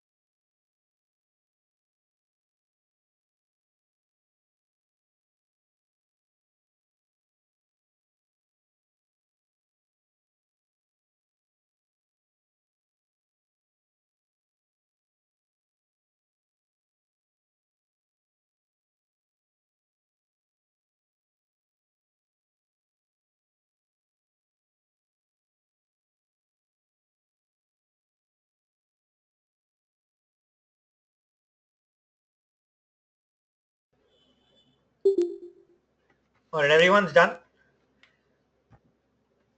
So this video has got 1.5 million shares, right? 1.5 million shares. That is virality in its true sense, right? 1.5 million shares is no joke.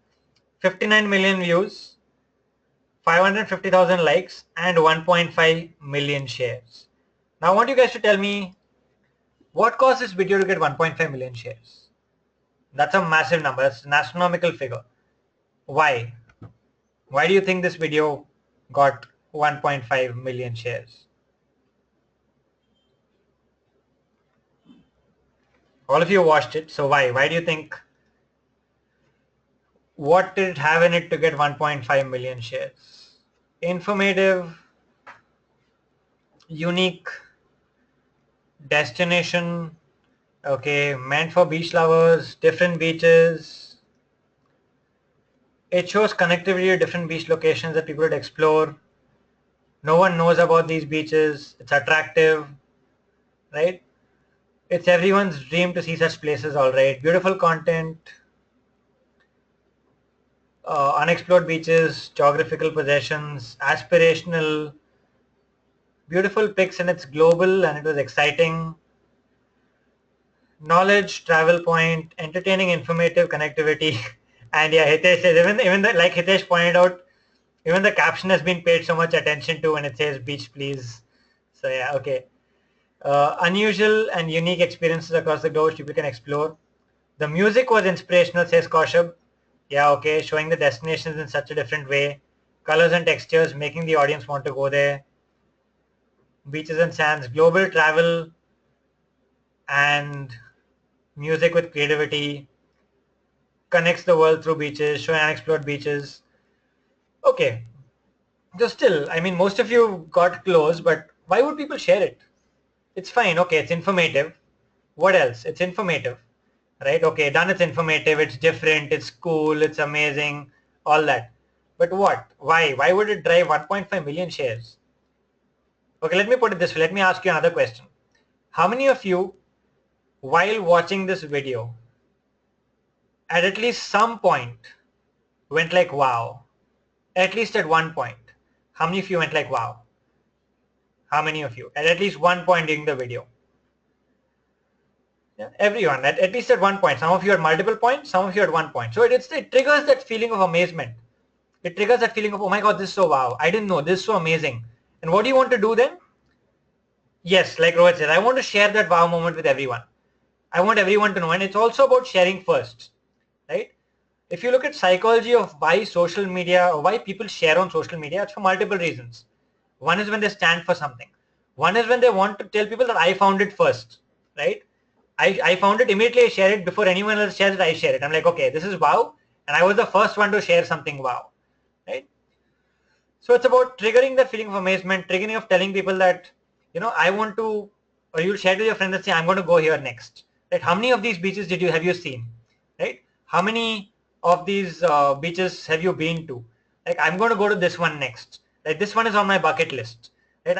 I'm going to go to these three. Did you know that there's a beach like this in India? Right? Did you know there's a beach like this here? Right? Did you know that there's a red sand beach? Right? Just giving you an example. So all this, it triggers conversation. Apart from triggering emotion, it also triggers conversation with your audience, right? And again, nowhere during the video did it say Ixigo, right? The last slide just said, okay, Ixigo, download the app, right? The video's got nothing to do with Ixigo, not talking about anything to do with buy their products, get discounts on flights, get discounts on hotels, travel cheap, nothing about it. Pure engagement, pure related posts that you can relate to, right? One more thing that I want you guys to note here as a case study to analyze is what is the difference between this video and a video that you see on YouTube. What's the difference between this video here and a YouTube video? Do you see any difference? What's the difference between this video and a video that you normally see on YouTube? No, not about the ads, talking about the video itself. In terms of the video, the aspects, the Anyone sees any stark difference? Let's add pictures. Viewer. Uh, it's not. It is a video technically. It's not. It's a video. Okay, let me put it this way. Okay, yes, yes, Vishal. Okay, that's what I was looking for. What Vishal said is what I was looking for. Look at the size of the. Look at the shape of the video. It's a square video, right? It's a square video. On YouTube, you have a landscape video. This video has been specifically made for social media, right? This video has been specifically made for Facebook itself, right? We don't. Facebook videos are, or most people these days, the trend is moving from landscape videos to portrait videos, right? Videos that are portrait, not landscape, where you can watch it on your phone without tilting your phone. This video is square. Whichever way you watch it, it will be the same, right? It's a square video. And square videos take up more space on the feed. When you're scrolling through your Facebook feed, if you look at a rectangle video like YouTube and a square video takes about 60 to 70% more space on the feed, which makes it more appealing and more attractive, right? Which is why these videos have been made specifically for social media alone. If you watch this video on YouTube, it will barely have 1,000 views. But on social media, here on Facebook, it has 59 million views, 1.4 million shares. Okay. All right. One more thing about this video is that a lot of you might think, oh, it costs so much money to make a video. Video making is expensive, right? I need big budgets. I'm not a big brand. I don't have big budgets like brands like Airtel and Vodafone and Pepsi and Coke to make fancy videos. This video can be made for probably less than 10,000 rupees max. If you get it done also, making a video like this, it's purely images and text strung together, right? Creating this would probably cost you 5 to 8,000 rupees on an average. You're getting it done from a freelancer also, right? Apart from that, you also have video creation tools, right? Hitesh, is it the frame size? That's not the only reason, right? The reasons is main reason is what we already discussed. The frame size also contributed. Main reason is the triggering emotion, triggering conversation, right? You could have, the frame size only added to it. That's about it. And I can show you videos which are landscape and have still got shares. And I will show you one now anyway. Okay. All right. So apart from this, you also have tools that can help you make such videos. So I'm going to write down some tools for you. If you want to make videos like these are paid tools, of course. What I told you, Canva is free, Jiffy is free, but you have tools like Animoto, right? Tools like VideoScribe, tools like Powtoon. These tools help you make video through images and text. You also have Magisto, right? These are some video creation tools that you can use to create video, right? Okay. All right. Great, guys. So that's one video example. And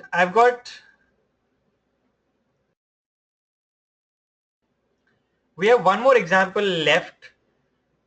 We might have to stretch for 5 minutes beyond. Is everyone cool with that? It's 1:20. We have 10 minutes more, but I might take probably 5 more minutes after that. Is everyone okay? If yes, we'll probably cover a couple of other examples. If not, then everyone's cool. So we'll probably wrap up by latest by 1:40. Okay, if everyone's okay with that. All right. Great. Thanks, guys. So this is another one. Right, again, I'm going to give you another video now. And I'm going to drop it here. So all of you can watch this video now and let me know once you're done. You can click on that, watch this video, let me know once you're done.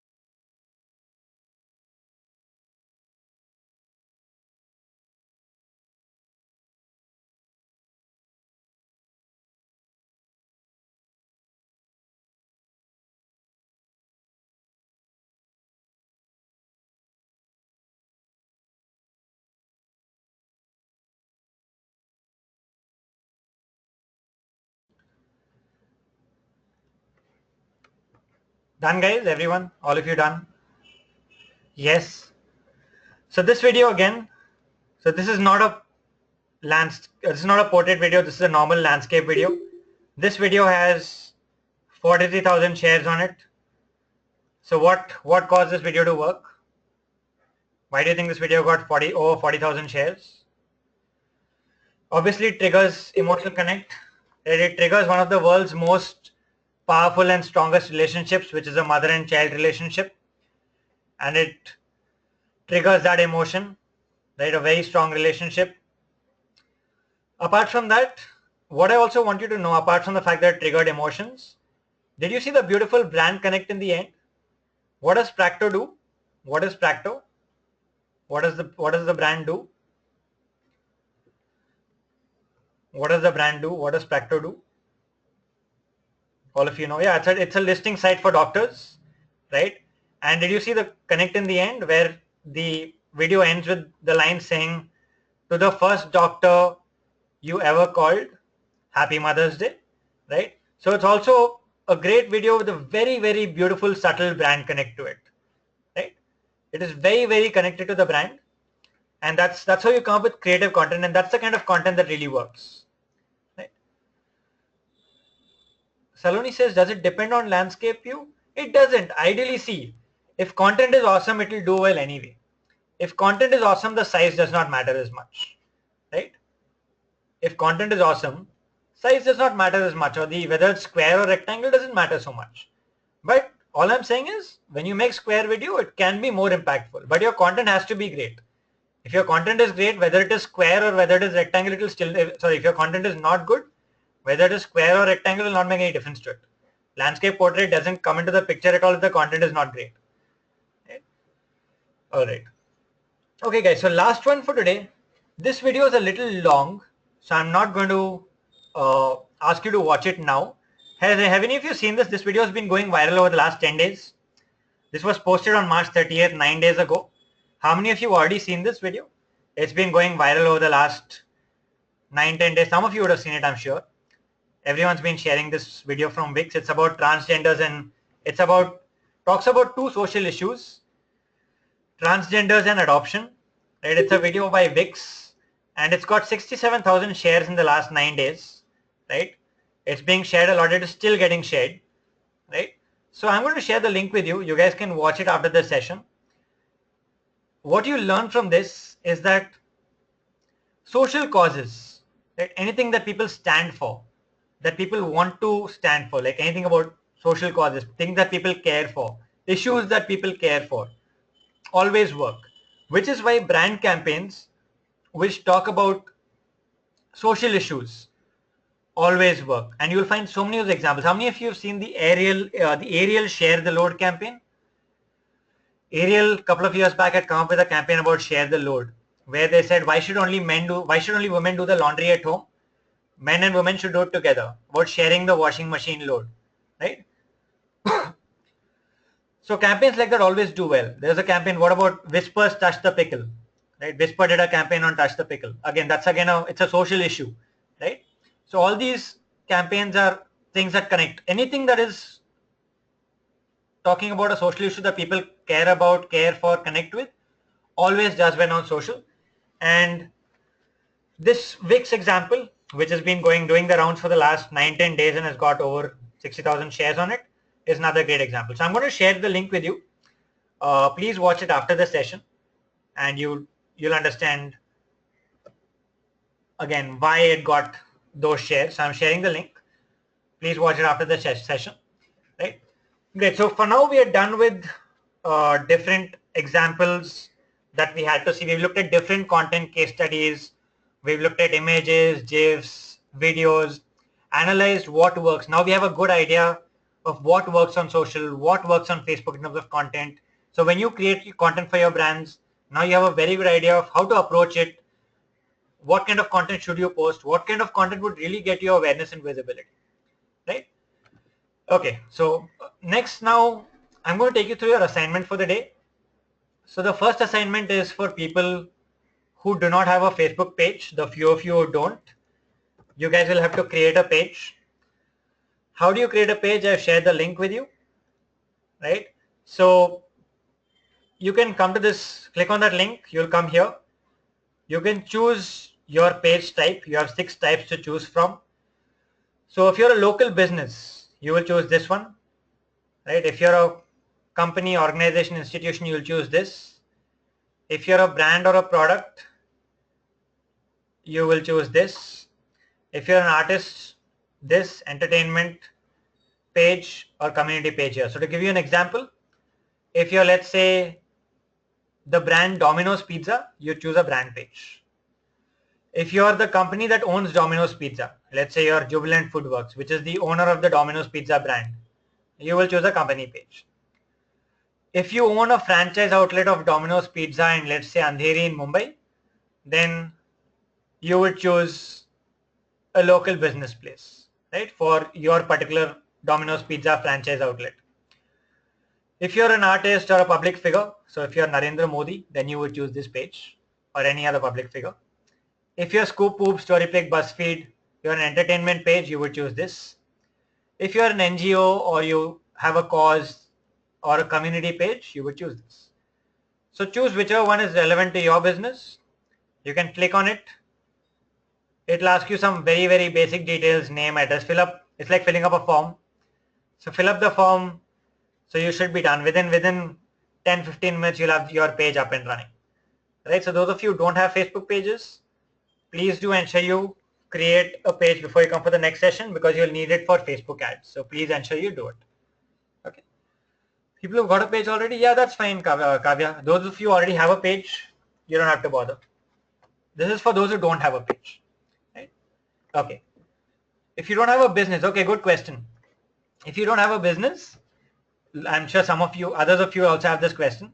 If you don't have a business, take a topic. What I normally suggest is take something you're passionate about, something that you really love, a hobby, right? Could be like, for example, playing the guitar. It could be like maybe something you stand for, about anti-smoking or no tobacco, whatever, about any cause, anything, any hobby, anything that you love doing. Or even you as a person, if you want to build a personal brand, right? You could build a page for that. Right? Okay. All right, great. If you have a page, don't bother, Navneet. If you have a page, it's fine. Okay.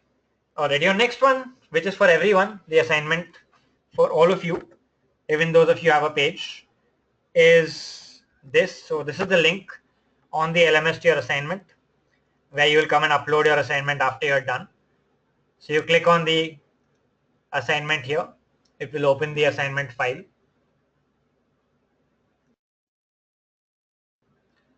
So what you have here is based on all that you've learned today, right, on how do you build a community, drive awareness, drive visibility through organic content marketing strategies on Facebook.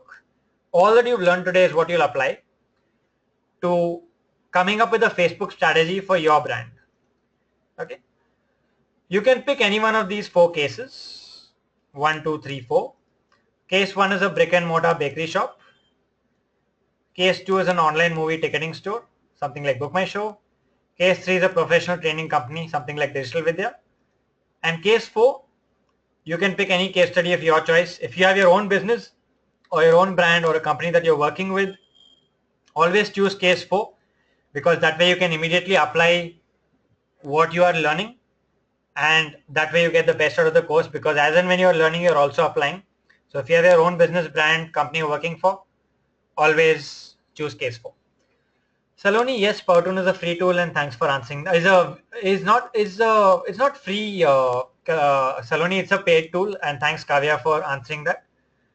It is a paid. All the video tools that I shared with you are paid. Right? All the video tools, all the 4 I shared, Animoto, Powtoon, Magisto, VideoScribe, all of them are paid. Right? Okay. Do I need to write the strategy? Write it and apply it both. All right. Monsoon, I hope I'm getting that name right. Hang on till I finish the assignment, and I'll take questions after that. Let me finish taking you through your assignment. Then we'll go to Q&A, and I'll take all your questions then. Okay. So the first thing is analyze and mention the 3 important findings of similar campaigns on Facebook. So basically what you need to do here is do a competitor analysis. Competitor analysis is very important. Look at who your competitors are. Go to their Facebook pages, skim through them, read through them, see what content is working, what's not working. You and your competitor have the same target audience. So what's working for you, for them will also work for you. And what's not worked for them is unlikely to work for you. In this case, you get a head start. You don't have to reinvent the wheel. You can learn from your competitor successes and your competitors' failures. So it's always good to constantly do this analysis in the beginning and also probably every 6 months. See what your competitors are doing, learn from their successes and from their failures. So this is very important. Pick up 3 competitors of yours on Facebook, go to their pages, analyze their content, see what is working, what campaigns did well, which content is getting the most shares, and put that down here. Next is what objectives do you want to fulfill? This is again extremely important. Before you get into any marketing platform or channel, you first need to understand why are you getting there? What do you want to achieve? Right? Not, I keep joking that getting into any marketing activity without a clear objective is like getting into a cab and telling the driver, I don't know where I want to go. He will take you all over the city and charge you a bomb and you will go nowhere. Right? Same thing happens here. You don't know why you're on Facebook? Then better not get there. First, be clear. Why do you want to get on Facebook? And what is my objective? Do I want brand awareness? Do I want visibility? Do I want to generate leads and sales? What exactly do you want to do? And be clear. These objectives need to be very specific, right? With a timeline. So you need to have, for example, I want to reach 50,000 people over the next 6 months through Facebook marketing. Or I want to drive 1 lakh rupees worth of sales on my e-commerce website over the next 6 months through Facebook marketing. Right? Objectives need to be as clear, as specific, as time bound as that. Next is your audience. Again, very important. Who is your audience? If you don't know your audience in the first place, how will you market to them? Okay, when I say who is your audience, not just demographics, not just their age, their location and their gender, but psychographics and behaviors as well, right? Do they shop online? Do they not shop online? What kind of sites do they visit? What kind of blogs do they read? What kind of phones would they use? Would they travel frequently? And all these questions that I'm asking you is something you should ask yourself while defining your audience profiles in your audience. Because if you don't know your audience, how will you reach them? How will you create content for them? How will you know what content they will relate to? Right? So understanding your audience is very important and you will detail that here. Demographics, behavior, psychographics, everything. Right? Next is content creation plan. So what kind of content will you create? Now that you know your audience, you've understood, you've done your competitor analysis. So what kind of content will you create? Will you do like images? Will you do videos? What kind of, what will you talk about? What, like all that we saw from different brands? What type of content will you create for your brand, for your audience? What content would they engage with? At what categories? So would you talk about, let's say if you're a travel brand, would you talk about travel tips? Would you talk about places to visit? Would you talk about ways to travel light? Would you talk about tips for frequent travelers? Different things. So different kind of posts you create, places to visit, or like that beach video that Ixigo did. What kind of content would you create? Right? How frequently will you publish and what times? We've already discussed this, right? And how will you track your performance? This is critical. So depending on your objective, your tracking will vary. If your objective was brand awareness, then you'll probably track reach, impressions, engagement. You'll track fan following growth, growth in your community. If your objective was sales, you'll track sales. If your objective was traffic, you'll track website traffic. Based on your objective, you'll track metrics to see how your Facebook marketing is performing.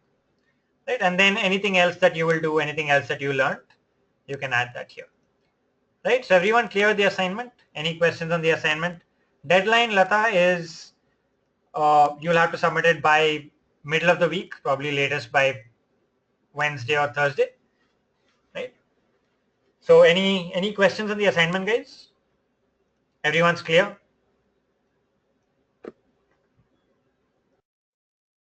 All right, great. So we'll move on to Q&A now. So you can drop questions. Before we go on to Q&A, right, there's a quick feedback link which I'm going to give you. After that, we'll move on to the Q&A session. Anyone, any questions, you can drop it on the chat box. Then anyone wants to use the mic, you can use that as well. Those of you who are in a hurry to leave after you're done with the feedback, which I'm going to give you. So this is the feedback link, by the way, guys. If all of you can spare 10 seconds, please click on that link. It probably might just take 5 seconds as well. And let me know once you guys are done. After you guys are done, those of you who are in a hurry to leave can carry on. Those of you who are hungry, want to have lunch, getting late, you guys can carry on. Those of you who can stay back for the Q&A, please do, because Q&As are very, very interesting, very interactive. You might have the same questions that others have. So you'll learn so much from other people's questions. If you can stay back, I always recommend staying back for the Q&A. If you can't, of course, please feel free to carry on. But after you're done with the feedback, let me know once you guys are done, guys, with the feedback, and then I'll take your questions one by one. If I missed anything in the chat flow, which sometimes does happen because of the flow, please do ping it back to me again and I will take it now. Right? Okay. Let me know once you guys are done with the feedback. All we learned today will be available. Yes, you'll get the recording as well, and all of it. Yes, you'll get it. Okay. So everyone else is done. Let me know once you guys are done.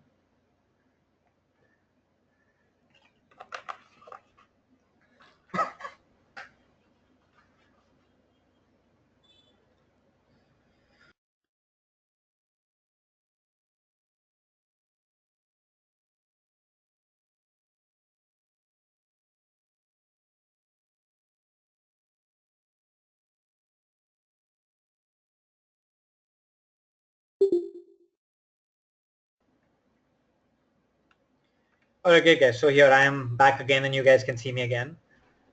So, all right, I'm going to scroll back up, and I'm going to start with the questions one by one, starting with Ankit's question. And I'm going to start from there. If there's anything else before that, which is on how to set up a Facebook shop, please do ping it back to me again. And it's also an open mic. And if you want to use the mic, please let me know, and then you can unmute yourself and speak. So Ankit says, how do you set up a Facebook shop? Well, you have apps for this, right? You can use apps like Woobox, which help you do a lot more on your Facebook page, right? So you can use this. This will help you in creating not just shop, but also you can create custom apps. If you want to ever try custom apps for your Facebook page, this is a tool that will help you. Right, Ankit? For any kind of custom apps that you want to create, that's a tool that will help. All right. All right. Thanks, Kaushab. Thanks for that. And look forward to seeing you next week. Next is, I'm just scrolling down to find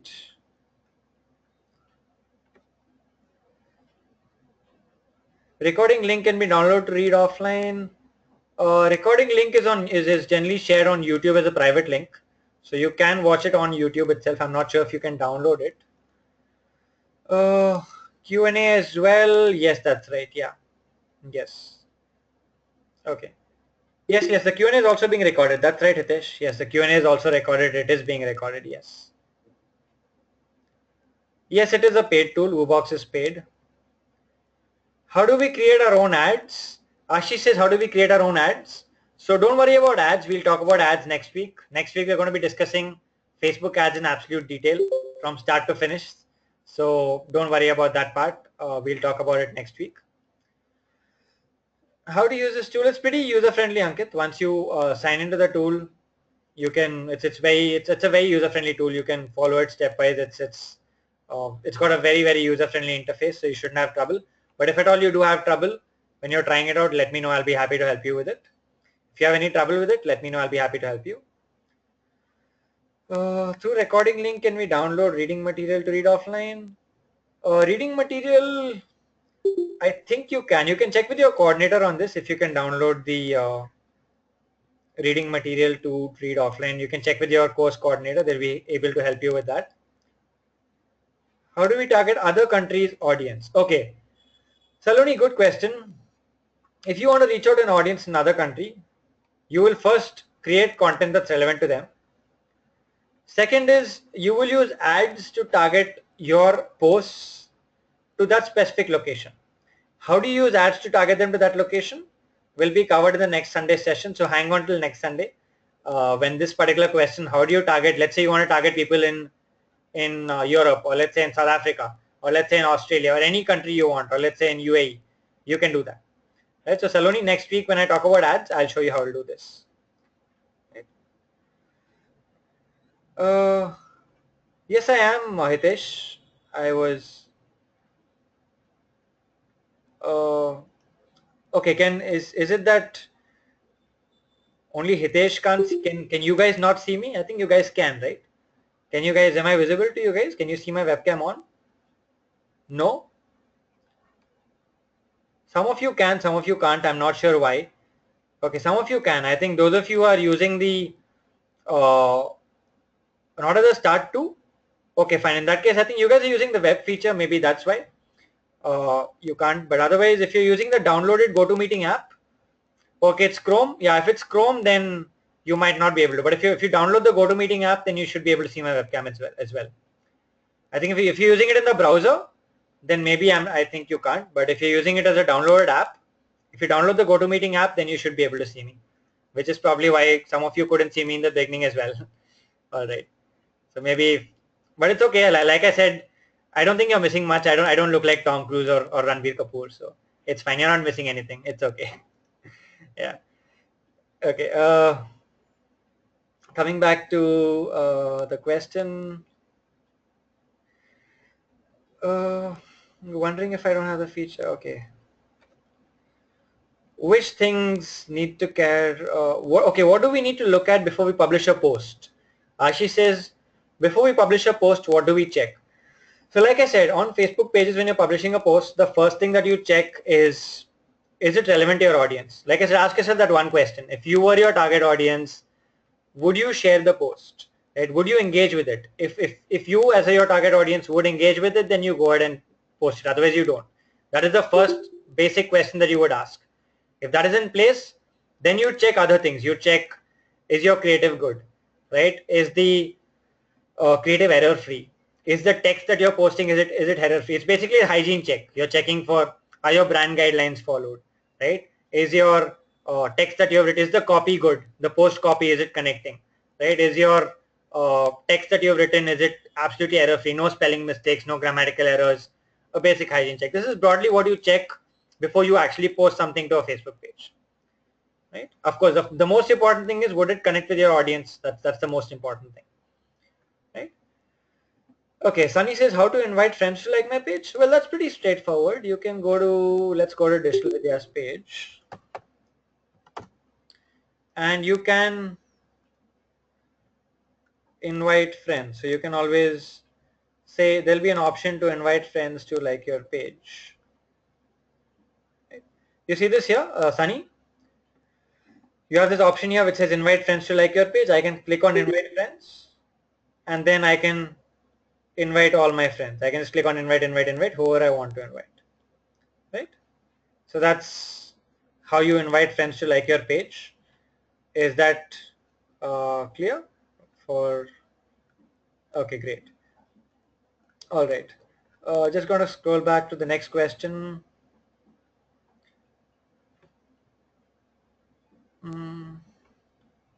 You skipped my question regarding the assignment. Oh, sorry about that, Rohit. I am not sure. Like I said, sometimes I do miss out questions in the chat flow. Do you want to ping that back to me? I'm sorry about that. I do miss, sometimes in the flow, I do miss some questions. What was it? Would you be able to ping it back to me again? If you can. Okay, yeah, please do that. I'm sorry I missed it. Sometimes I do because of the session flow and because of the chat flow. Lots of chats keep coming in, so it becomes difficult to keep track sometimes. Without ads, if you, okay, Saloni says, without ads, if you want to get traffic from US and UK, well, in the beginning when you're starting and it's a new page and you want to get traffic from US and UK, you can only post content that's relevant to them and get some initial likes from there, but without ads in the beginning, it's going to be very, very difficult. To be honest, the way Facebook works today, you will have to give that initial little ad boost to your page, right? Little bit to get it in front of the first audience set in the US and UK, and then you can pick up from there.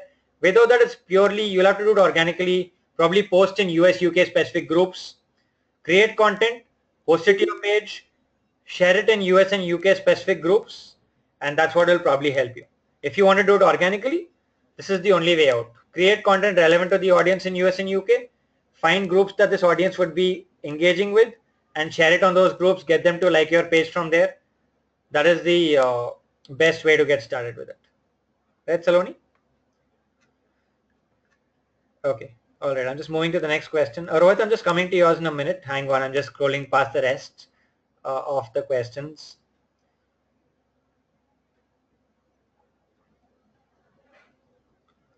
Okay.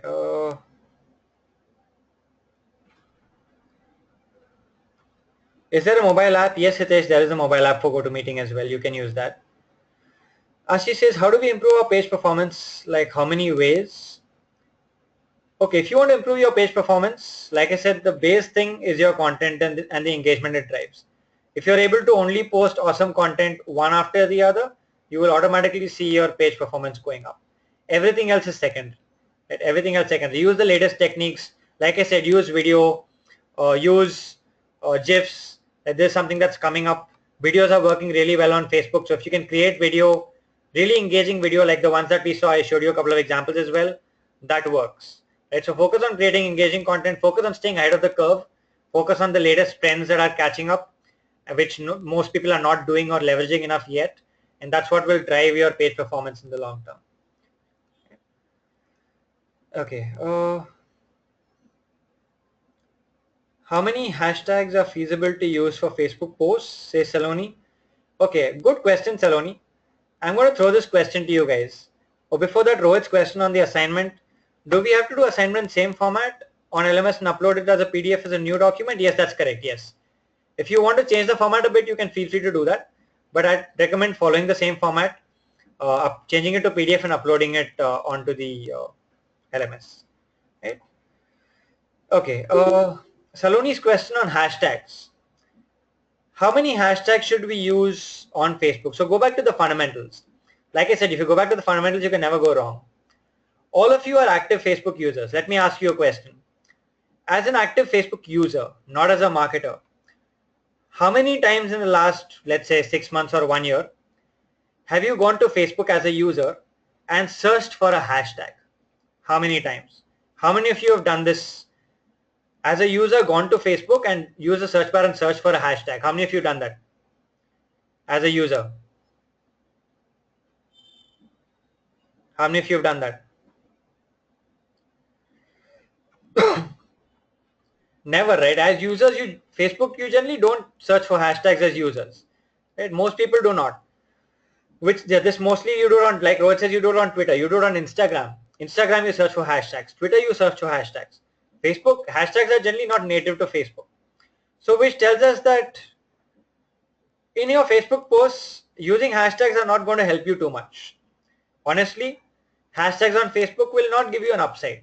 But if you want to use them, you can still use them because there is no downside. Using it will not, there is no negative impact, but there's also no real positive impact. So if you feel like you want to use it, please go ahead and use it. Right? There's no big positive impact that you're going to get by using your hashtags on Facebook as of today. Right? Okay, so that's Saloni, that's your question on hashtags. Hope that clarified that. I'm just scrolling up to the next one that we have. Saloni says we have 3,000 likes. Oh, well, even in that case, yes. So if your audience is from the US, UK, if your 3,000 fan size is from the US, UK, then you will be reaching them anyway. But if you want to reach more, then you'll have to create content that they share with their friend network, and then it reaches more of the people in those regions. Or like I said, you have to use ads, or you have to leverage groups that these people are on and share it there, right, to get it in front of them. That's broadly the way out of this. Okay, no, there is no digital with the app. There is a GoToMeeting app. Those of you want to do it on the phone. If you want to do it on mobile, though desktop is much better experience because it's a bigger screen for you to learn. If you want to do it on the mobile, you can use the GoToMeeting app. Right? Okay, great. I think I've covered all the questions there. Those of you who are still around, about 18 of us still here. Any questions other than, or have I missed out anything? You let me know now. So Abhiram, Ajay, Ashish again, Avinash, Kavya, Lata, Mohit, Nidhi, Paul, Preeti, Rohit, Saloni, Shivani, Sunny, Vishal. Any of you guys, any more questions? Anything else that you have? If not, then we'll close for the day. Uh, okay, thanks Rohit. Ashish says, Facebook pages at mobile apps performance versus web performance, any difference? Facebook pages, not really, it doesn't matter.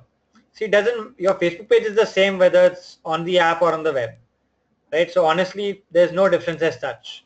Whether your performance will differ on your page, whether it's on an app or on the web. But ensure that your page is, when you create stuff, it looks good on the mobile because a lot of your traffic comes from the mobile app. So whenever you're creating that, always ensure that you have uh, your page which is made mobile friendly. So your cover images should look good on mobile. Your post should be readable on mobile. You will pay attention to all of that. Right? Sunny says, can you explain API? Okay, API is the application programming interface, and this is basically an, like I said, it's anything outside of Facebook where your Facebook buttons and your Facebook page connections rest. For example, if you have a website with a like us on Facebook button, or if you have a blog with a share on Facebook button, any likes or any traffic that comes to your Facebook page from there is coming through the API. Right, Sunny? How can we add new customized to existing menu? Okay, Ashish, there you'll use WooBox, the app that I shared with you guys. You'll use WooBox there. Right? Okay.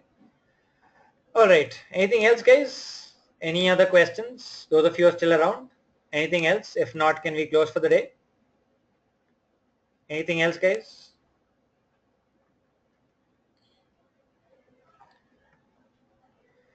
Okay, great, guys. Then thank you so much. Thanks for being part of the session. Thanks for being fun and interactive. It was great interacting with you guys. Have a great Sunday, what's left of it, and have a great week ahead. I will see you again next Sunday morning. All right. Can we ask query after the session? You can ask me right now itself if you want. If you have another query, you can keep it noted and you can ask me in the next session, or you can ask on the LMS, whatever works for you, right? Either on the LMS or you can note it down in the next session's Q&A, you can ask there. All right.